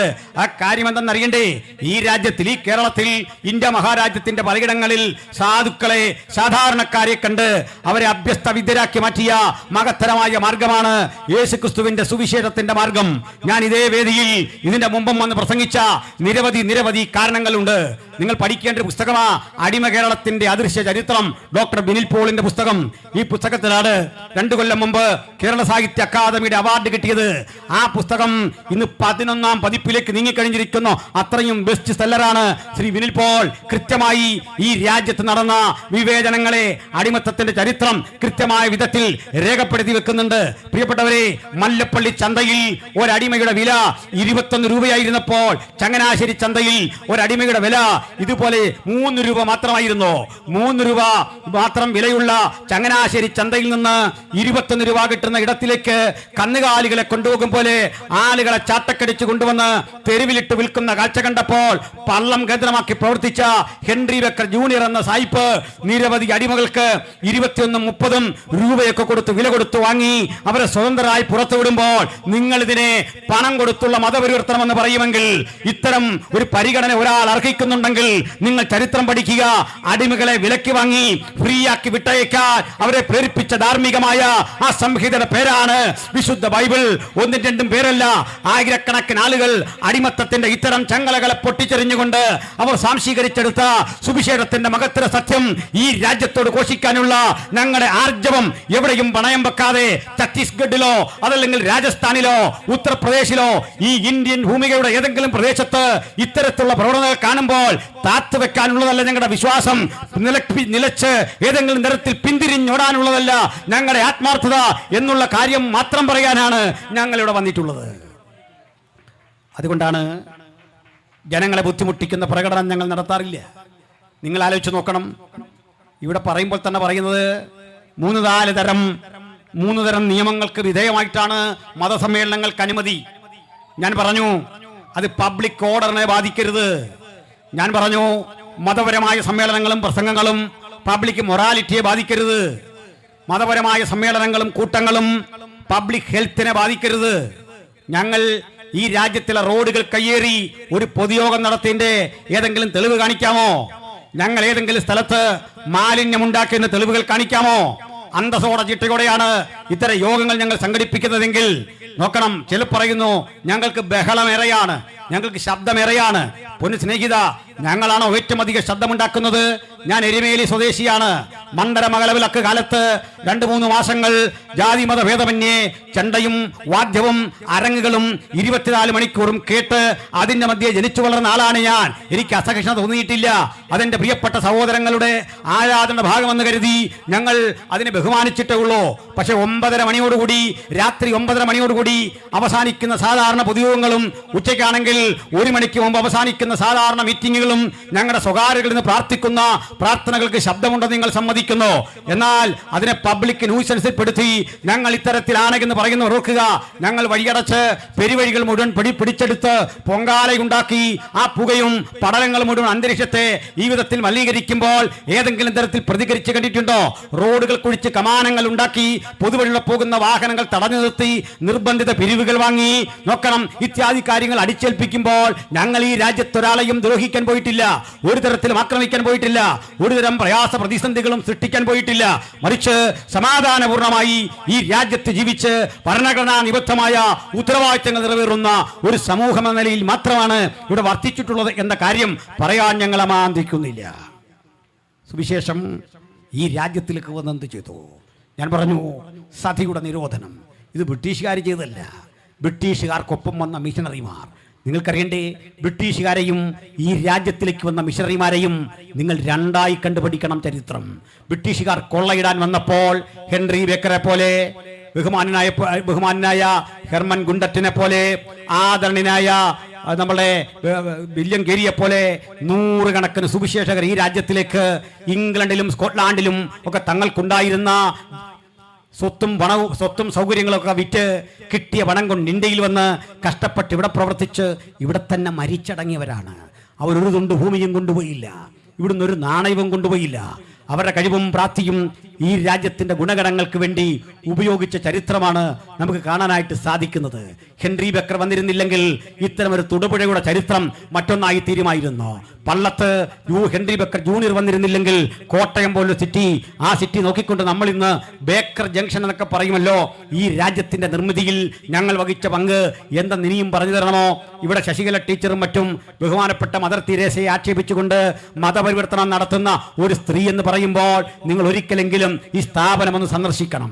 വേണ്ട, അവിടെ വരെ പോകാൻ നിങ്ങൾക്ക് മടിയുണ്ടെങ്കിൽ കത്തോലിക്ക സഹോദരങ്ങൾ കണ്ണൂരിൽ കന്റോൺമെന്റിന് അടുത്ത് നടത്തുന്ന ഒരു സ്ഥാപനം, മദർ തെരേസയുടെ ഒരു ബ്രാഞ്ച്, ഒരു ശാഖ പ്രവർത്തിക്കുന്നുണ്ട്. എൻ്റെ മാസ്റ്റർ ഡിഗ്രി പഠനവുമായി MSW പഠനവുമായി ബന്ധപ്പെട്ട് ഗവേഷണാർത്ഥം ഞാൻ ഈ സ്ഥലത്തേക്ക് ചെല്ലുമ്പോൾ അവരുടെ പുരോഹിതൻ 28-29 വയസ്സ് മാത്രം പ്രായമുള്ള ഒരു പുരോഹിതൻ വന്ന് എന്നെ കൈക്കൊണ്ടു. അതിനകത്തേക്ക് കയറി നോക്കണം. ആ കിടക്കുന്ന നിരവധി രോഗികൾ, പലതരത്തിൽ ബുദ്ധി കൈവരിക്കാത്ത ബുദ്ധി വികാസം കൈവരിക്കാത്ത നിരവധി ആളുകൾ അവരരികിലേക്ക് ചെന്നിട്ട് അവരെ തലോടുന്നു, അവരുടെ മുറിവ് കഴുകി കിട്ടുന്നു. അവർക്ക് യാതൊരു ശമ്പളവും കിട്ടിയിട്ടല്ല ഈ കഠിനാധ്വാനത്തിലൂടെ ഈ ആളുകളെ പരിരക്ഷിക്കുന്നത്. മുമ്പ് ഞാൻ പറഞ്ഞു, ആടിന് കടല കൊടുത്തിട്ട് ആട് കഴിച്ച കടലയ്ക്ക് ശേഷം ആ പാൽ കറന്നെടുത്ത് കുടിച്ചുകൊള്ളാമെന്ന് പറയുന്ന കാപഢ്യമല്ല ഈ സിസ്റ്റേഴ്സ് പോയി ചെയ്തത്. ഈ സ്ഥലങ്ങളിലൊക്കെ ഈ സിസ്റ്റേഴ്സിനെ കുറിച്ച് നിങ്ങൾ പഠിക്കണം. ആ കൂടെ പോയ പ്രീതി മേരി എന്ന് പറയുന്ന ഒരു സിസ്റ്ററിലെ അവർക്ക് ത്വക്ക് രോഗമാണ്. ഈ ത്വക്ക് രോഗം എങ്ങനെയാണ് പകർന്നത്? ആ ത്വക്ക് രോഗം പകരാനുള്ള കാരണം അവർ പോയി ഇടപെട്ട കോളനിയിലെ ആളുകൾ മുഴുവൻ ഇത്തരം പകർച്ചവ്യാധികൾ കടിമകളാണ്. അവർക്കിടയിൽ കിടന്ന് അവരെ ശുശ്രൂഷിച്ച് അവരുടെ വേദനകളുടെ ഭാഗമായി തീർന്നുകൊണ്ട് അവരെ കൂടി സമൂഹത്തിന്റെ മുഖ്യധാരയിൽ എത്തിക്കാൻ അവർക്ക് മരുന്നുണ്ടാക്കി, ചികിത്സയുണ്ടാക്കി, അവർ കൊടുക്കുന്ന ഭക്ഷണം കഴിച്ച് അവരോടൊപ്പം ഇടപഴകിയ സേവനത്തിന്റെ പേരാണ് ക്രിസ്തീയത. അത് ഞങ്ങൾ പഠിപ്പിക്കുമ്പോൾ മതപരിവർത്തനമെന്ന് നിങ്ങൾ പറയുമെങ്കിൽ നിങ്ങൾ പറയൂ, 5000 വർഷമായിട്ടും ഇത്ര സനാതനപരമായ മൂല്യങ്ങളോട് നിന്നിട്ടും എങ്ങനെ 5.5 ലക്ഷം കോളനികൾ ഈ രാജ്യത്തുണ്ടായി എന്ന് പറയണം. 5.5 ലക്ഷം കോളനികളായി കോടിക്കണക്കിന് മനുഷ്യര് അക്ഷരാഭ്യാസമില്ലാതെ വിവരവും വിവേകവുമില്ലാതെ കഴിയുന്നു. അതിന്റെ കാരണം നിങ്ങൾ പറയണം. ഇത്തരം പ്രദേശങ്ങളിൽ കടന്നുപോയി അവരെ ഉദ്ധരിക്കാൻ, അവരെ തിരിച്ചു കൊണ്ടുവരാൻ, ജീവിതത്തിലേക്ക് അവരെ മടക്കി കൊണ്ടുവരാൻ, അവരും മനുഷ്യരാണെന്ന് പറയാൻ ഞങ്ങൾ കലാലയങ്ങൾ ആരംഭിക്കും. ആ കലാലയങ്ങൾ ആരംഭിക്കുമ്പോൾ ആ കലാലയത്തിൽ ജാതി ചോദിക്കില്ല, മതം ചോദിക്കില്ല, വർണ്ണം ചോദിക്കില്ല, വർഗം ചോദിക്കില്ല. അതൊക്കെ ഭരണകൂടം വേണമെങ്കിൽ ചോദിച്ചറിഞ്ഞുകൊള്ളട്ടെ. അവരെ ഇംഗ്ലീഷ് പഠിപ്പിക്കും, പ്രാദേശിക ഭാഷ പഠിപ്പിക്കും, വ്യാകരണം പഠിപ്പിക്കും. ഈ തേച്ചുമിനിക്ക മുത്തുകൾ കാലം കുറെ കഴിയുമ്പോൾ 8, 10, 15, 20 വർഷങ്ങൾ കൊണ്ട് മാസ്റ്റർ ഡിഗ്രി പോലും കരഗതമാക്കും. ഇത്തരം വിധത്തിൽ ബിരുദവും ബിരുദാനന്തര ബിരുദം കരഗതമാക്കിയ കുട്ടികൾ പോലീസുകാരായി, തഹസീൽദാർമാരായി, വില്ലേജ് ഓഫീസർമാരായി, ടെസ്റ്റുകൾ എഴുതി പാസ്സായി ഇതേ സ്ഥാനങ്ങളിൽ ഔദ്യോഗിക സ്ഥാനത്തെത്തുമ്പോൾ 100 രൂപ കാശിന് പോലും ഒരു ദിവസം പണിയെടുത്താൽ കിട്ടാത്ത പ്രാകൃതാവസ്ഥ വിട്ടുകൊണ്ട് അവർ മികച്ച ശമ്പളം കൈപ്പറ്റും, വാഹനമുണ്ടാകും, ജീവിതത്തിന്റെ ചുറ്റുപാടുണ്ടാകും. മറ്റൊന്നുകൂടി, അടിമപ്പണി ചെയ്യാൻ ആളെ കിട്ടാതെ വണ്ണം ഭൂവുടമകൾ, സെമീന്ദാർമാർ കഷ്ടപ്പെടുമ്പോൾ അവർ മദ്യം കൊടുത്ത്, മയക്കുമരുന്ന് കൊടുത്ത് സാധാരണ മനുഷ്യരെ ഇളക്കി വിട്ടുകൊണ്ട് ഇത്തരം സുവിശേഷ പ്രഭാഷണങ്ങളെ, പാട്ടുപാടുന്ന ഇടങ്ങളെ, യോഗങ്ങളെ അലങ്കോലപ്പെടുത്തുമ്പോൾ നിങ്ങൾ നശിപ്പിക്കുന്നത് ഒരു ജനതയുടെ ഭാവിയാണ്, ഒരു ജനതയുടെ ജീവിതമാണ് എന്നുള്ളൊരു യാഥാർത്ഥ്യം കൂടി ഓർത്തുകൊള്ളണം. ഞാൻ ഒരു ചോദ്യത്തിന് കൂടി മറുപടി പറഞ്ഞുകൊണ്ട് അവസാനിപ്പിക്കാം. ചിലരെങ്കിലും പറയാറുണ്ട്, നിങ്ങൾ എന്തുകൊണ്ട് ഈ കോളനികളിൽ സുവിശേഷം പറയാൻ പോകുന്നു? ഈ സവർണ ഹിന്ദുക്കളരികിലോ മുസ്ലിങ്ങളരികിലോ ഒന്നും പോകാത്ത എന്താ? മുസ്ലിങ്ങളുടെ അരികിൽ പോയാൽ അവർ വെട്ടും കുത്തും കൊല്ലും എന്നൊക്കെ പറയുന്നുണ്ട്. നിങ്ങൾ ചരിത്രം പഠിക്കണം. ഞങ്ങളുടെ മുൻനിര പ്രസംഗങ്ങളിൽ എത്ര മുസ്ലിം നാമധാരികളുണ്ടെന്നറിയണ്ടേ? എത്രയെത്ര ആളുകൾ ഈ സുവിശേഷം പ്രസംഗിക്കുന്ന ആളുകളുണ്ടെന്നറിയണ്ടേ? ധാരാളം ആളുകൾ അതേ പേര് പോലും മാറാതെ സുവിശേഷം പ്രസംഗിക്കുന്ന ആളുകളെ നിങ്ങൾക്ക് തരാം. ഇനി സവർണ ഹിന്ദുക്കളരികിൽ ഞങ്ങൾ പോകുന്നില്ല എന്ന വാദവും വളരെ തെറ്റാണ്. അതുകൂടി പഠിച്ചു. ഇന്ത്യ മഹാരാജ്യത്തിൽ ഈ പെന്തക്കോസ്ത് അനുഭവമില്ല. ഞങ്ങൾ ഈ ഒച്ച വെക്കും, ബഹളം വെക്കും, അന്യഭാഷയിൽ പാട്ടുപാടും, നൃത്തം ചെയ്യുമെന്നൊക്കെ പറയുന്ന അനുഭവം ആദ്യം ആർജിച്ച ആ സ്ഥലം എവിടാന്നറിയണ്ടേ? പണ്ഡിത രമാബായിയുടെ മുക്തി മിഷനാണ്. ആധുനിക കാലത്ത് ജീവിച്ചിരിക്കുന്ന സംഘപരിവാര ശക്തികൾക്ക് പണ്ഡിത രമാബായി ആരെന്നറിയില്ലെങ്കിൽ ഗൂഗിൾ ചെയ്ത് നോക്കിയാൽ മതി. 1960 രാഷ്ട്രം അവരുടെ പേരിൽ ഒരു തപാൽ സ്റ്റാമ്പ് പുറത്തിറക്കിയിട്ടുണ്ട്. ഏതാണ്ട് 300-ലധികം ഏക്കറിൽ വ്യാപരിച്ചു കിടക്കുന്ന മുക്തി മിഷനിൽ ഈ ഞാനും ചില നാളുകൾക്കപ്പുറത്ത് ഒരു മീറ്റിങ്ങിനായി കടന്നുപോയി. ആരായിരുന്നു പണ്ഡിത രമാബായി? കർണാടക സ്വദേശിയായിട്ടുള്ള ഒരു ചിത്പവൻ ബ്രാഹ്മണ സ്ത്രീയാണ്. ഈ ബ്രാഹ്മണ സ്ത്രീയുടെ മുഴുവൻ പേര് പണ്ഡിത രമാബായി സരസ്വതി എന്നായിരുന്നു. പണ്ഡിത രമാബായി സരസ്വതിയാണ് പണ്ഡിറ്റ് എന്ന ബിരുദം ഇന്ത്യയിൽ ആദ്യ കരഗതമാക്കിയ വനിതാരത്നം എന്നുകൂടി ഓർക്കണം. പണ്ഡിറ്റ് എന്ന ബിരുദം പണ്ഡിറ്റ് മദൻ മോഹൻ മാളവ്യ, പണ്ഡിറ്റ് നെഹ്റു, പണ്ഡിറ്റ് കറുപ്പൻ എന്നൊക്കെ പറയുന്ന പോലെ പണ്ഡിറ്റ് എന്ന ബിരുദം സംസ്കൃതത്തിൽ അവഗാഹമായ പണ്ഡിതയായ ഈ സ്ത്രീയെ ഈ തൻ്റെ മാതാപിതാക്കളോടൊപ്പം ദീർഘദൂരം യാത്ര ചെയ്ത് പ്രധാനപ്പെട്ട ക്ഷേത്രങ്ങളിൽ ആ തീർത്ഥാടനത്തിനായി പോകും വഴിക്ക് ഇവർക്കൊരു പ്രശ്നമുണ്ട്. മറ്റ് ബ്രാഹ്മൺസിന്റെ പോലും ഫുഡ് കഴിക്കാൻ വയ്യ. അയിത്തവും അനാചാരവും നിലനിൽക്കുന്നു. തീണ്ടലും തൊടിയിലും അസ്പർശ്യതും നിലനിൽക്കുമ്പോൾ അവർ പൊതുവാഹനങ്ങളിൽ യാത്ര ചെയ്തില്ല. കഷ്ടപ്പെട്ടു നടന്നും പോകുന്ന വഴിക്ക് ഒരു ജലാശയത്തിൽ ഇറങ്ങി മുങ്ങിപ്പൊങ്ങുമ്പോൾ അവരുടെ പക്കലേക്ക് ഒരു സരസ്വതി വിഗ്രഹം കിട്ടി. കയ്യിൽ പേര് പോലെ കിട്ടിയ ഈ വിഗ്രഹത്തെ അവർ പൂജിച്ചു, ബഹുമാനിച്ചു. എന്നിട്ട് ഈ കൊച്ചു പെൺകുട്ടിയുടെ കയ്യിൽ ഇത്തരമൊന്നും കിട്ടിയല്ലോ എന്നോർത്ത് ആളുകൾ അവളെ ബഹുമാനിക്കാൻ തുടങ്ങി, ആദരിക്കാൻ തുടങ്ങി, അവരിൽ ദൈവപരിവേഷം കാണാൻ തുടങ്ങി. പക്ഷേ യാത്ര പുരോഗമിച്ച് കാലം കുറെ കഴിഞ്ഞപ്പോൾ പട്ടിണിയും പരിവട്ടവും നിമിത്തമുണ്ടായ അൾസർ ബാധിതനായി വഴി പാതയോരത്തപ്പൻ മരിച്ചു വീണു.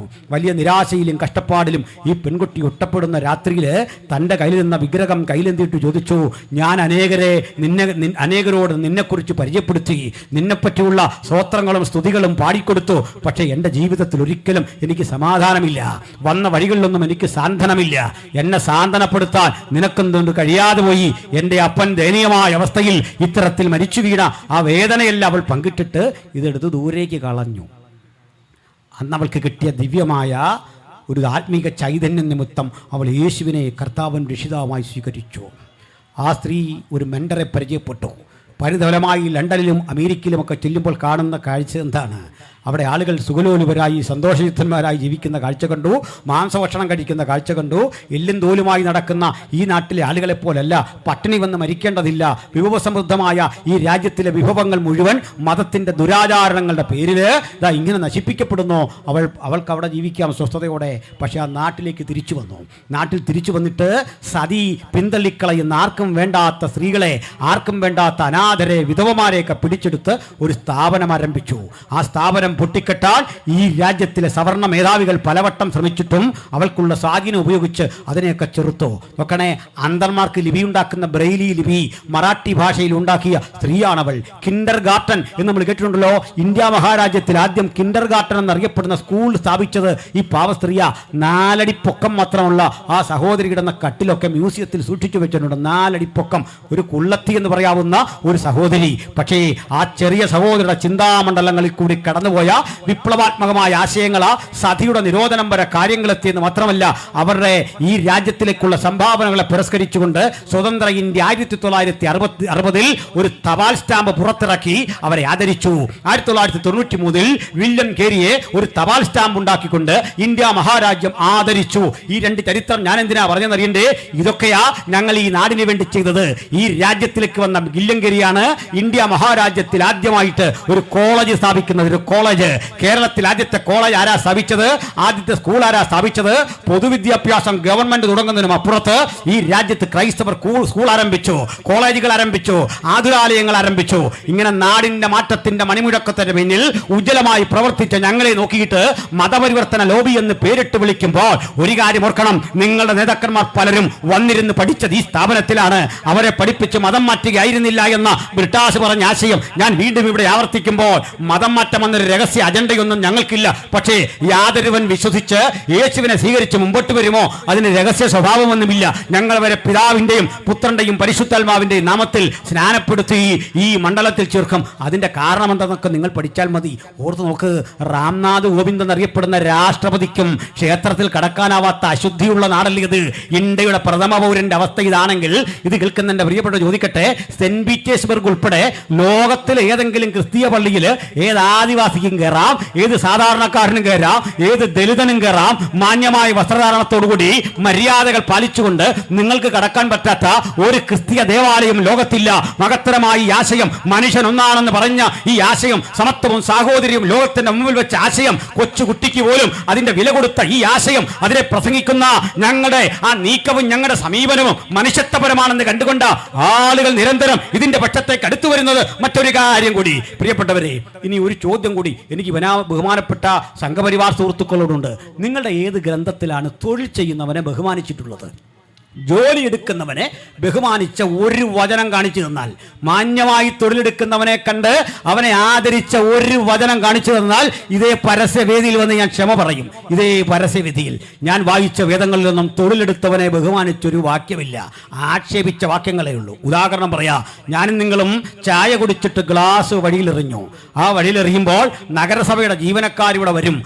ഇപ്പോഴാണെ ഫൈൻ അടിക്കും, അത് വേറെ കാര്യം. നല്ലത് ഇവിടേക്ക് വലിച്ചെറിഞ്ഞിട്ടേ നമ്മളങ്ങോട്ട് പോയി കഴിയുമ്പോൾ നഗരസഭയുടെ ജീവനക്കാർ വന്ന് തൂത്ത് പെറുക്കി ഇതൊക്കെ അവിടേക്ക് ഇടുക. അവരും മനുഷ്യരല്ലേ, അവരും കഷ്ടപ്പെട്ടാ ജീവിക്കുന്നത്.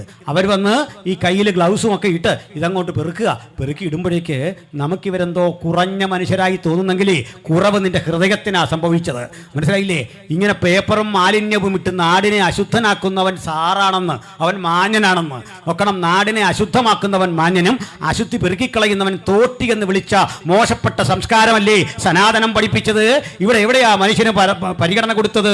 പുരോഹിതന്മാർക്കല്ലാതെ ബ്രാഹ്മണിക്കൽ പുരോഹിതന്മാർക്കും ക്ഷത്രിയ രാജാക്കന്മാർക്കും ഒഴികെ വേറെ ആർക്കാണ് ഇവിടെ പദവിയും പരിഗണനയും കൊടുത്തതെന്ന് നിങ്ങളൊന്ന് പറഞ്ഞു പഠിപ്പിച്ചാൽ കൊള്ളാം. ഞാൻ പറയട്ടെ, മുടി വെട്ടുന്നവനെ ബഹുമാനിച്ചിട്ടുണ്ടോ ഈ രാജ്യം? ഒരു ഡോക്ടർ ചെയ്യുന്ന സേവനം പോലെ നിന്നെ സുന്ദരനാക്കാൻ സുമുഖനാക്കാൻ വേണ്ടി പണിയെടുക്കുന്ന ക്ഷുരകനെ എന്ത് പേരിട്ടാ വിളിച്ചത്? അമ്പട്ടർ എന്ന് വിളിച്ച് ആക്ഷേപിക്കില്ലേ? ആ മഹത്തരമായ ജോലിയെ ആക്ഷേപിച്ചിട്ടില്ലേ? പണിയെടുക്കുന്ന പാവപ്പെട്ടവനെ ആക്ഷേപിച്ചിട്ടില്ലേ?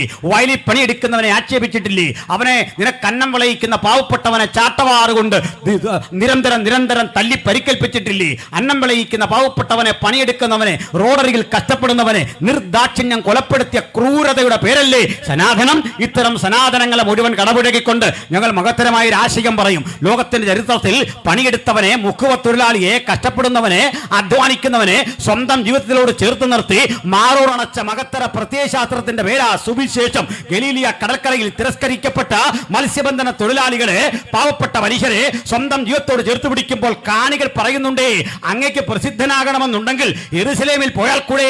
സമ്പദ്സമൃദ്ധമായ യെരുശലേമിൽ ചെന്നാൽ ആയിരങ്ങൾ നിന്റെ പിന്നിൽ അണിനിരക്കുമെന്ന് ആളുകൾ പറഞ്ഞിട്ടും അതൊന്നും കേൾക്കാൻ താല്പര്യം കാണിക്കാത്ത എന്റെ ഗുരു ഗലീലിയ എന്നറിയപ്പെടുന്ന അപരിഷ്കൃതമായ ഒരു ഗ്രാമത്തിലെ ഒരു കടലോരത്ത് നിന്നോട്ട് വിളിച്ചു പറഞ്ഞ വാക്കുകൾ ഇന്നും സുവർണ ലിപികളിൽ ചരിത്രം രേഖപ്പെടുത്തിയിട്ടുണ്ട്. കാലങ്ങൾ ഇപ്പുറത്തു നിന്ന് മാർക്സ് വിളിച്ചു പറഞ്ഞു, സർവ്വരാജ്യ തൊഴിലാളികളെ സംഘടിപ്പിക്കുകയും.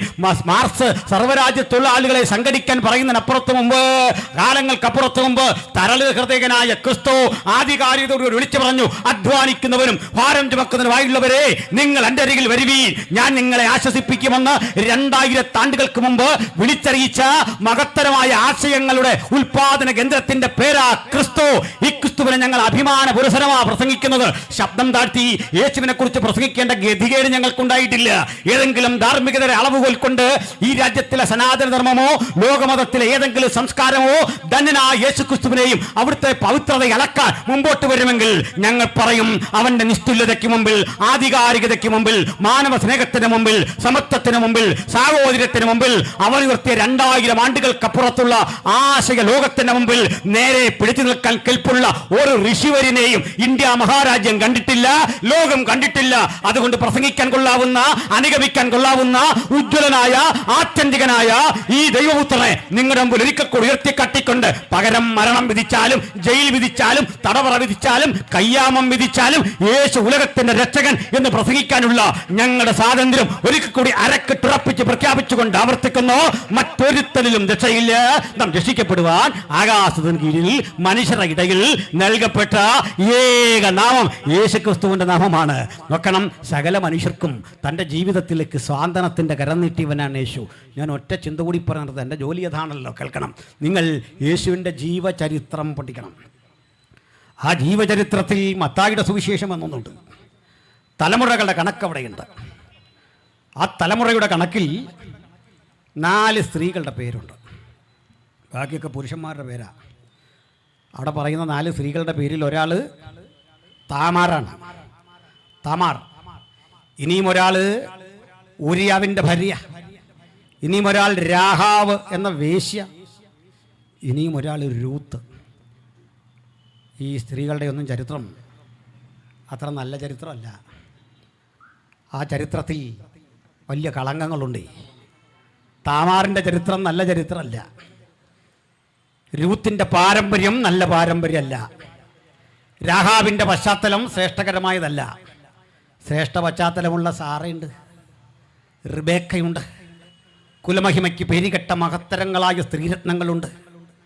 അവരുടെ പേര് മുഴുവൻ മാറ്റി പരിശുദ്ധാത്മാവ് തിരഞ്ഞെടുത്തത് യേശുവിൻ്റെ മുത്തശ്ശിമാരുടെ ഗണത്തിൽ ഇത്തരം സ്ത്രീകളെ അണിനിരത്തിയിട്ട് വിളിച്ചു പറയും, ഇവർ കൂടിയാ എൻ്റെ മുത്തശ്ശിമാർ. എന്താ കാരണമെന്നറിയണ്ടേ? ഇവരെൻ്റെ മുത്തശ്ശിയാണെന്ന് പറയുമ്പോൾ ഇവരുടെ അവഗണനയോ പ്രതിസന്ധികളോ നിമിത്തം യേശു ചെറുതാകെയല്ല, ഒളിച്ചു വെക്കുന്ന ചരിത്രമല്ലിത്. മറിച്ച് ഈ തലമുറയിൽ യേശു വിടർന്നപ്പോൾ യേശുവിൻ്റെ രക്തത്തിന് ഒരു റിവേഴ്സ് പവറുണ്ട്. ആ രക്തത്തിൻ്റെ സാംക്രമണം രൂത്തിനെ വിശുദ്ധയാക്കുക. തിരിച്ച് അങ്ങോട്ടും ഇങ്ങോട്ടും ഒരുപോലെ വ്യാപരിപ്പിക്കാൻ കഴിയുന്ന ആ ദൈവകൃപയുടെ പേരാ ക്രിസ്തു. അങ്ങനെ അശുദ്ധരെന്ന് ലോകം വിധിയെഴുതിയ ഈ സ്ത്രീകളും എൻ്റെ മുതുമുത്തശ്ശിമാരാണെന്ന് അഭിമാന പുരസരം പറഞ്ഞുകൊണ്ടേ അവഗണിക്കപ്പെട്ടവന്, പാർശ്വവൽകൃതന്, പ്രാന്തവൽക്കരിക്കപ്പെട്ടവന്, അരികുവൽക്കരിക്കപ്പെട്ടവന്, സമൂഹത്തിന്റെ എല്ലാ തുറകളിലും നിരാകരിക്കപ്പെട്ടവന് എന്തിന് 30 വെള്ളിക്കാശിന് ഒറ്റിക്കൊടുത്ത യൂദയ്ക്ക് പോലും സാന്ത്വനം വാഗ്ദാനം ചെയ്ത മഹത്തരമായ സമാധാനത്തിന്റെ ചിന്തയാണ് യേശുക്രിസ്തുവിന്റെ സുവിശേഷം. ചുരുക്കത്തിൽ, എതിർക്കാൻ വരുന്നവനെ വാലുകൊണ്ട് വെട്ടുന്ന മാർഗമല്ലിത്, ബോംബെറിയുന്ന മാർഗമല്ലിത്, ആക്രമിക്കുന്ന മാർഗമല്ലിത്. കയ്യിൽ കരവാൾ എന്തിക്കൊണ്ട് ആഞ്ഞു വെട്ടി കഴുത്തിറക്കാൻ ഓടിയെടുക്കുന്നവരെയും കരം നീട്ടി ആശ്ലേഷിച്ച് മാറോടണയ്ക്കുന്ന ഒരൊറ്റ മാർഗം ഉലകത്തിലുണ്ടെങ്കിൽ ആ മാർഗം യേശുക്രിസ്തുവിന്റെ മാർഗമാണ്. ചുടിയോടെ ചിന്തേണ്ടി വന്നാലും അവസാന നിമിഷം വരെ ഈ ക്രിസ്തുവിന്റെ രക്ഷകനെന്ന് ഉലകത്തോട് പറയാ ഞങ്ങളെ പ്രേരിപ്പിക്കുന്ന സ്നേഹമാണ് കർത്താവായ യേശുക്രിസ്തു. ആ യേശുക്രിസ്തുവിനെ ഹൃദയത്തിൽ സ്വീകരിച്ച എൻ്റെ സഹോദരങ്ങളെ ഓർത്ത് ഞാൻ ദൈവത്തെ സ്തുതിക്കുന്നു. ഇന്ന് പോകുമ്പോൾ ഒരു കാര്യം ഓർത്തോണം, നമുക്കെല്ലാം പ്രശ്നം വരാൻ പോവാ, തീരാൻ പോവല്ല. ഇന്ത്യയിൽ ജയിലുകൾ ഒരുങ്ങുന്നു, ഇന്ത്യയിൽ കപട ദേശീയവാദികൾ ഒരുങ്ങുന്നു, ഇന്ത്യയിൽ തീവ്രവാദം ശക്തിപ്പെടുന്നു. ഇത്തരം ജയിൽ കണ്ടാൽ, ഇത്തരം തീവ്രവാദ സംഭവങ്ങളെ കണ്ടാൽ നാളെ ആക്രമിക്കപ്പെടാൻ ഞാനും നിങ്ങളും സന്നദ്ധരാകേണ്ടി വരും, ആക്രമണത്തിന് വിധേയരാകാൻ എന്നുള്ള നിലയിൽ യേശുവിന് വേണ്ടി സമർപ്പിതരായ ഇന്നിവിടം വിട്ടു പോകാവൂ. സന്തോഷമുണ്ടോ? ഇരിക്കട്ടെന്നേ. അവസാനം എനിക്കറിയില്ല, വടക്കേണ്ടിലൊക്കെ നിർബന്ധിച്ചെന്തിനാ ഈ ജയ് ശ്രീറാം വിളിപ്പിക്കുന്നത്. അതിൻ്റെ കാരണം ഇത്രേ ഉള്ളൂ. ഇങ്ങനെ ഞങ്ങൾ ജയ് ഒന്നും വിളിക്കാറില്ല, കാരണം ഞങ്ങളുടെ ആരും തോറ്റു കിടക്കുകയല്ലല്ലോ. ഞങ്ങളിങ്ങനെ ജയിന്ന് വിളിക്കുമ്പോൾ ജയിക്കാൻ പാകത്തിന് ഇവിടെ ആരും തോറ്റു കിടക്കൊന്നുമല്ല. ഇങ്ങനെ കൂലിക്കാൾ നിന്ന് കത്തിയുടെ മുനകിൻ്റെ സാന്നിധ്യത്തിൽ നിന്ന് പറയേണ്ടതാണോ ഈ ജയവും ഒക്കെ പറയേണ്ട? അങ്ങനെയാണ് ജയിച്ചോ. എംബോസിഷൻ എഴുതിക്ക് പിള്ളേരെയൊക്കെ കൊണ്ട് കേട്ടോ. 10,000 തവണ പോയി എംബോസിഷൻ എഴുതിക്ക് ജയിക്കാൻ കിടക്കുന്നുണ്ടെങ്കിൽ ഒരു കാര്യം ഉറപ്പ് പറയാം, മരണം വന്നാലും കഴുത്തറത്ത് താഴെ കിട്ടാലും അറ്റുവീണ കഴുത്തുകൊണ്ടും അവസാന നിമിഷം വരെ ഞങ്ങൾക്ക് ആരാധിക്കാനും സ്തുതിക്കാനും ഒറ്റ നാമം, ഒറ്റ നാമം. ആ സന്നദ്ധതയുള്ളവൻ ഇനിയുള്ള കാലത്ത് ബൈബിൾ എടുത്താൽ മതി, ആ താല്പര്യമുള്ളൊരു ബൈബിൾ എടുത്താൽ മതി. ഞാൻ വിശ്വസിക്കുന്നു ആദരണീയ മോഡിജിയെ അവിടെ ആക്കിയിരിക്കുന്ന ദൈവമാണ്. എന്തിനാണെന്നറിയണ്ടേ? നമ്മളീ ചിലരെ കൂടെ മര്യാദ പഠിപ്പിക്കണമെന്ന്. നമുക്ക് വേണ്ടി ഇത്തരം ജയിലുകൾ ഒരുങ്ങി ഇത്തരം കാര്യങ്ങൾ നടക്കുമ്പോൾ ഇപ്പം കിട്ടിയ ജാമ്യമൊക്കെ വിട്ടേക്ക്, കടുകെട്ടി പിന്നാലെ വരുന്നുണ്ടെന്ന്. ഈ കട്ടിയായ പ്രവണതകൾക്കും പ്രതിസന്ധികൾക്കും അകത്തുന്ന ദൈവത്തിൻ്റെ മനുഷ്യൻ കൊള്ളാകുന്നവനായി തെളിയേണ്ടത്. കഷ്ടത സഹിക്കുന്നത് ഭാഗ്യമാണെന്ന് എഴുതി വെച്ച കിതാബാണിത്. ഞങ്ങൾക്കിതൊന്നും പുതുമയല്ല. ലോകത്തിൻ്റെ ഇതുവരെയുള്ള ചരിത്രം പഠിച്ചാൽ 10 റോമൻ ചക്രവർത്തിമാർ 300 കൊല്ലം കൊണ്ട് കൊന്നൊടുക്കിയ ക്രൈസ്തവരുടെ എണ്ണം കേൾക്കണമോ? കോടിക്കണക്കിനാണ്. ഞാനേ അത്യാവശ്യം ഒരു ഉലക സഞ്ചാരിയാണ്. സന്തോഷ് ജോർജ് കുളങ്ങരയുടെ ഒപ്പമൊന്നും ആയിട്ടില്ല, എങ്കിലും ചില സ്ഥലങ്ങൾ കണ്ടിട്ടുണ്ടേ. ഈജിപ്തിൽ ചെന്നൊരു സ്ഥലം കണ്ടു, ഒരു കൊലക്കളം. റോമിലുള്ളത് ഒരു കൊലക്കളം. ആ കൊലക്കളത്തിലൊരു കാഴ്ച കണ്ടു. ഭൂമിയിൽ നിന്നൊരു 8 അടി മാത്രം ഉയരം പൊക്കമുള്ളൊരു ചെറിയ ബിൽഡിങ്. അതിനകത്ത് കിടക്കാൻ $8-10 കണ്ട് കൊടുക്കണം. ചില മലയാളികളൊക്കെ മാറി നിന്നു. അപ്പോൾ എനിക്ക് തോന്നിയില്ല, എന്തോ കാണും. പൈസ കൊടുത്തങ്ങോട്ട് കയറുമ്പോൾ താഴേക്കുള്ള വലിയൊരു ബിൽഡിങ്ങാണ്, ഭൂമിക്കടിയിലാണ്. പല പടവുകൾക്കാർ ഇങ്ങോട്ട് ചെല്ലുമ്പോഴാണ് ഗ്ലാസ് ഇട്ട് വെച്ചിരിക്കുക. ആയിരക്കണക്കിന് അസ്ഥികൂടങ്ങൾ, ആയിരക്കണക്കിന് തലയോടുകൾ. ഈ തലയോടുകൾക്കെല്ലാം ഒരു പ്രത്യേകതയുണ്ട്. ഉച്ചിയിലൊരു സുഷിരം ചിലതിലിങ്ങനെ കമ്പടിച്ചിറക്കിയിരിക്കുക. അതൊക്കെ സൂപ്പർ ഇമ്പോസിഷൻ നടത്തി തൊട്ടുപോയാൽ പൊടിഞ്ഞു പോയി ഇങ്ങനെ വെച്ചിരിക്കുക. അരികിലൊക്കെ ചില കന്യാസ്ത്രീകൾ കൊന്ത നമസ്കാരം നടത്തുന്നുണ്ട്. എന്താ സംഭവം അറിയണ്ടേ? കലിഗുള എന്നൊരു ചക്രവർത്തി റോം ഭരിച്ചപ്പോൾ ആരോഗ്യ തിളകാത്തരായ ക്രൈസ്തവരെ കൊണ്ടുവന്ന് ഇവരെ നിർത്തി പൊതുജന സമക്ഷം പറയിപ്പിച്ചു, ഞങ്ങൾ ഇന്ന് മുതൽ ക്രിസ്തുവിനെ തള്ളി കലിഗുളയെ ദൈവമായി അംഗീകരിക്കണമെന്ന് പറയണം. പറയാത്ത ആളുകളെ പെഞ്ഞിലേക്ക് പിടിച്ചു കെട്ടി ദണ്ടോട് ചേർത്തിരുത്തിയിട്ടേ ഉച്ചയ്ക്ക് ഇരുമ്പ് കൊണ്ട് അടിച്ചിറക്കിയോ കൂർത്ത മുനയുള്ള തടിക്കഷ്ണം അടിച്ചിറക്കിയോ കൊന്നു കൊലവിളിച്ച് അങ്ങനെ സത്യത്തിന് വേണ്ടി നിവരെ നിന്ന ആയിരക്കണക്കിന് മനുഷ്യരുടെ തലയോടുകൾ മ്യൂസിയത്തിൽ സൂക്ഷിച്ചു വെച്ചിരിക്കുന്ന കാഴ്ചയാണ്. ഇതൊക്കെ കണ്ട എന്നെ ചുമ്മാ ഓലപ്പാമ്പ് കെട്ടി പേടിപ്പിക്കാതെ.